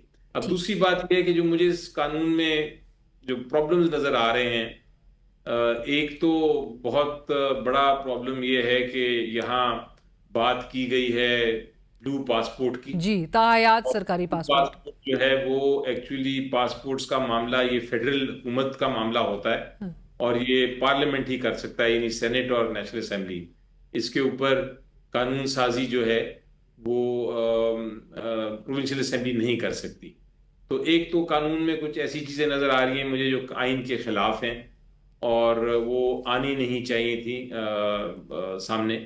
इसी तरह जब आप बात करते हैं टोल टैक्सेस की, तो टोल टैक्सेस एक्चुअली ये भी एक, चूंकि हाईवेज की बात है, तो हाईवेज जो हैं ये फेडरल हुकूमत के होते हैं और उनके ऊपर टोल लेना या ना लेना ये फैसला जो है ये फेडरल कानून कर सकता है। तो फिर वो एक मुझे लगता है कि आइन की खिलाफ वर्जी है। उसके अलावा मैं समझता हूँ कि कुछ ऐसी मामलात हैं जो कि जिस तरह शायद मैंने देखा, मैंने इतना गौर से डिटेल में तो नहीं देखा, लेकिन जो सरसरी नजर आया मुझे वो ये नजर आया कि शायद इसमें जस्टिस ऑफ द पीस की ताकत दी गई है जी। वो भी मुझे कुछ अजीब सी बात लगी, क्योंकि पार्लियामेंटेरियंस को जस्टिस ऑफ पीस की पावर्स नहीं दी जा सकती। वो तो एक अदालती काम है और एक इंस्टीट्यूशनल काम है जो कि अदालतों ने करना होता है, उसके लिए प्रोसेस ही मुख्तलिफ है। तो ये भी थोड़ा सा मुझे लगा जिस तरह की ये जो कानून साजी की गई है ये एक डिबेट के बगैर ही हो गई है। जिसने भी ड्राफ्ट किया उसने पास करा लिया कानून।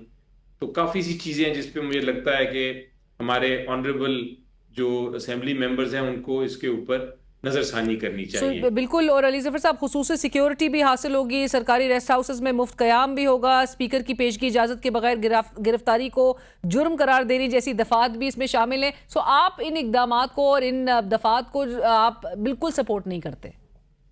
जी, मैं समझता हूँ कि जो पूरे पाकिस्तान में जो पार्लियामेंटेरियंस की जो प्रिविलेजेस हैं उसको प्रोविंशियल असेंबली की प्रिविलेजेस जो हैं वो थोड़ी सी कम होती हैं। तो उस हद तक तो ठीक है, कानून में ज़रूरत नहीं थी तब्दीली की। मुझे नहीं समझ आई कि इतनी ज़्यादा क्या करने की ज़रूरत है। तो मैं समझता हूँ कि ये कानून पे नज़रसानी करनी चाहिए। सब ऑनरेबल पार्लियामेंटेरियंस हैं और मेंबर्स हैं असेंबली के, उनको इलेक्टेड लोग हैं, उनको देखना पड़ेगा इस कानून को। दोबारा आ गया है सामने, पहले तो हमें पता नहीं था। राइट। और अली ज़फ़र साहब, आपने जिस तरह से कहा कि अगर ऑपोजिशन और ये हुकूमत ने मिलकर ये किया है, बट ऑपोजिशन का नाम कहीं नहीं आ रहा। अब जो वफाक को भी ये कहने का मौका मिल गया है, आपके ओपोनेंट्स को, नून लीग बिलखुसूस डॉक्टर तारिक फजल चौधरी साहब मिनिस्टर है पार्लियामेंट्री अफेयर्स के, वो कहते हैं कि केपी हुकूमत बनने के बाद सूबे में तरक्की तो ना हुई, लेकिन दो अहम काम हुए। एक ये कि वज़ीर आला अपनी पूरी काबीना समेत एक तो अडियाला के बाहर बैठे होते हैं, और दूसरा ये कि सूबाई और जो सूबाई वसाइल इस्तेमाल होते हैं, और दूसरा काम ये कि सूबाई असम्बली में जो ये बिल है अगेन इसी को उन्होंने तनकीद का निशाना बनाया, और उन्होंने इस बात पे सवाल उठाया कि ये ब्लू पासपोर्ट हासिल करना, 8 ममनुआ बोर के लाइसेंसेस हासिल करना, हुकूमती गेस्ट हाउस या सर्किट हाउस में 3 दिन मुफ्त जो है क़याम करना, ये सब खैबर पख्तूनख्वा के अवाम से जुड़े अहम मसाइल थे जिन्हें बर वक्त हल करके अवाम के लिए रिलीफ को मुमकिन बनाया गया। सो इनको कहने का मौका मिल गया। ये देखें, बिल्कुल आजकल के माहौल में इस तरह की कानून साजी एक तरह से आप मौका देते हैं, लेकिन जिस तरह मैंने कहा कि ये असेंबली ने ही सबने ही मिलजुल के पास किया है, तो इसकी फिर तनकीद सिर्फ पीटीआई पे करना जायज नहीं है। तो फिर एक असेंबली का इशू है और हुकूमत का नहीं है, असेंबली के ऊपर ये तनकीद है, और असेंबली को चाहिए कि इस तनकीद को सुन के, देख के, समझ के जो चीज़ें ज़रूरी हैं वो रखें, और जो ज़रूरी चीज़ें नहीं हैं, जिस पे शिकायत आ रही हैं, जिस पे ऑब्जेक्शंस हो रही हैं, क्रिटिसिज्म हो रहा है, वो चीज़ें हटा दें। ठीक है, कानून आ गया, उसको वापस तब्दील करना भी असेंबली का ही काम है। राइट। अली ज़फ़र साहब, मैं क्विकली आपसे, चूंकि आज इस्लामाबाद हाई कोर्ट ने भी तहरीरी हुक्मनामा जारी कर दिया है कि अगर 190 मिलियन पाउंड केस से मुतालिक अगली समात पर पीटीआई वकला ने 190 मिलियन पाउंड केस में मरकजी अपीलों पर दलाइल ना दिए, तो फिर वो नैब को सुनकर और केस रिकॉर्ड देखकर फैसला सुना देंगी। आपको लग रहा है कि एक बार फिर इमरान खान साहब और उनकी एहलिया बुशरा बीबी का दलाइल देने का जो हक है उसको अदालत ख़त्म करने जा रही है, जैसा कि हमने प्रीवियसली देखा था साइफर केस में और दीगर केसेस के ट्रायल में? जी, अगर एक तरफ की बहस ही नहीं सुनी जाएगी तो फिर तो यही इम्प्रेशन भी मिलेगा और ये हकीकत भी होगी कि आपने एक तरह से दफा का मौका नहीं दिया। मैं समझता हूँ और मैं इसके ऊपर बड़ा गौर से सोच भी रहा हूँ कि मैं कल या परसों एक एप्लीकेशन अदालत में डालूंगा कि मुझे कम से कम और कुछ सीनियर वकला जो हैं पीटीआई में, जो प्रोफेशनल वकील भी हैं, उनको मिलने की इजाज़त दी जाए, ताकि हम एक इंस्ट्रक्शंस ले लें, एक हदायत ले लें खान साहब से, और फिर इस केस की समाअत हो। तो ये मैं समझता हूँ कि एक बड़ा जायज़ मुतालबा है और कानून और आइन के मुताबिक है। एक क्लाइंट को, चाहे वो जो भी हो, क्लाइंट को अपने वकील से मिलने की का हक है, और वकील का भी हक है कि वो अपने क्लाइंट से मिल सके, वरना उसके बगैर वो क्या बहस करेगा। बट अली ज़फ़र साहब, आपको आपकी एप्लीकेशन का पहले ही फिर स्कोप क्या नजर आ रहा है, प्रीवियस एप्लीकेशन ही की तरह?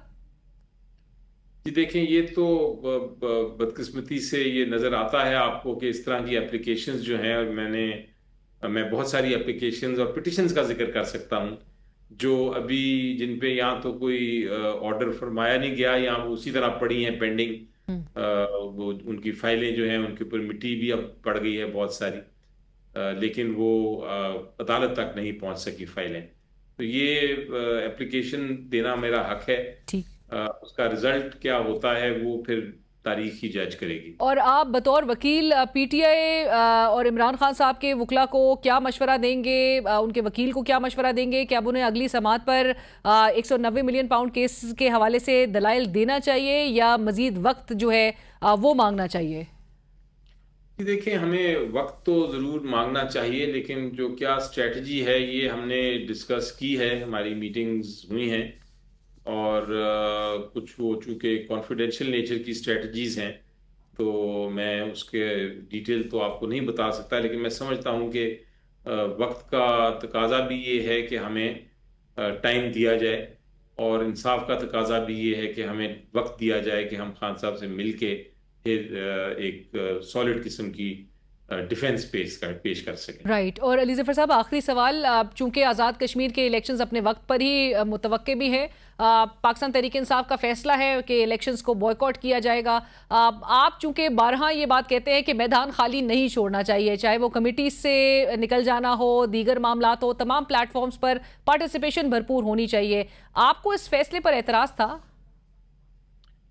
जी देखिए, मैंने तो जब ये फैसला सुना था तो मेरा तो मौक़िफ़ बड़ा वाज़ेह है और रहा है और रहेगा कि आपने जिस तरह आपने फरमाया, कोई भी फोरम जो है उस पे बाइकॉट एक सियासी जमात के लिए सही एक इक़दाम नहीं है। और बिलखुसूस जब आप बात करते हैं इलेक्शंस की, तो इलेक्शंस में ये होता है कि अगर सियासी जमात जो है वो इलेक्शंस में हिस्सा ना ले तो फिर उसका वर्कर जो है वो भी मायूस हो जाता है और वो फिर दूसरी तरफ जाता है।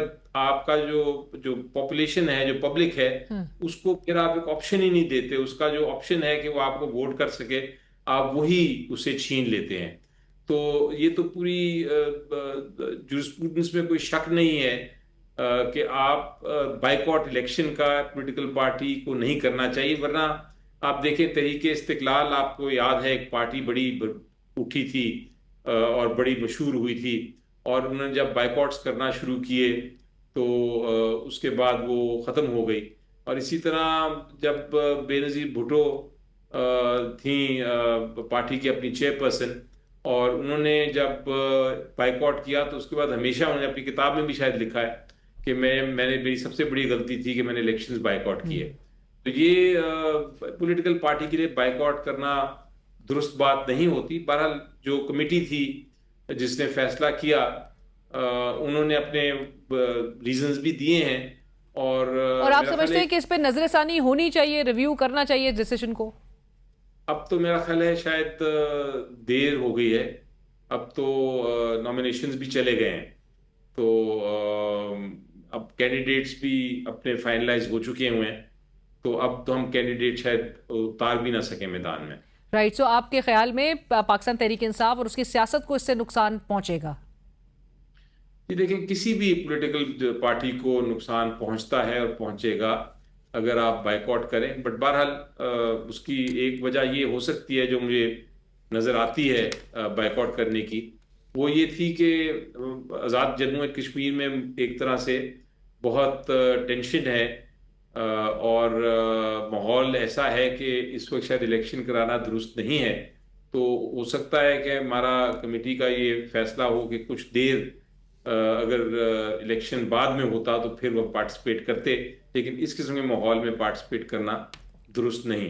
तो जो भी बहरहाल वजूहात हैं, वजह थी, वो मैं समझता हूँ कि बाइकॉट एक तरह से हल नहीं होता मसाइल का। राइट। बहुत शुक्रिया अली ज़फ़र साहब, thank you so much for your time. और इसी के साथ ही कल तक के लिए इजाज़त दीजिए। अल्लाह हाफ़िज़।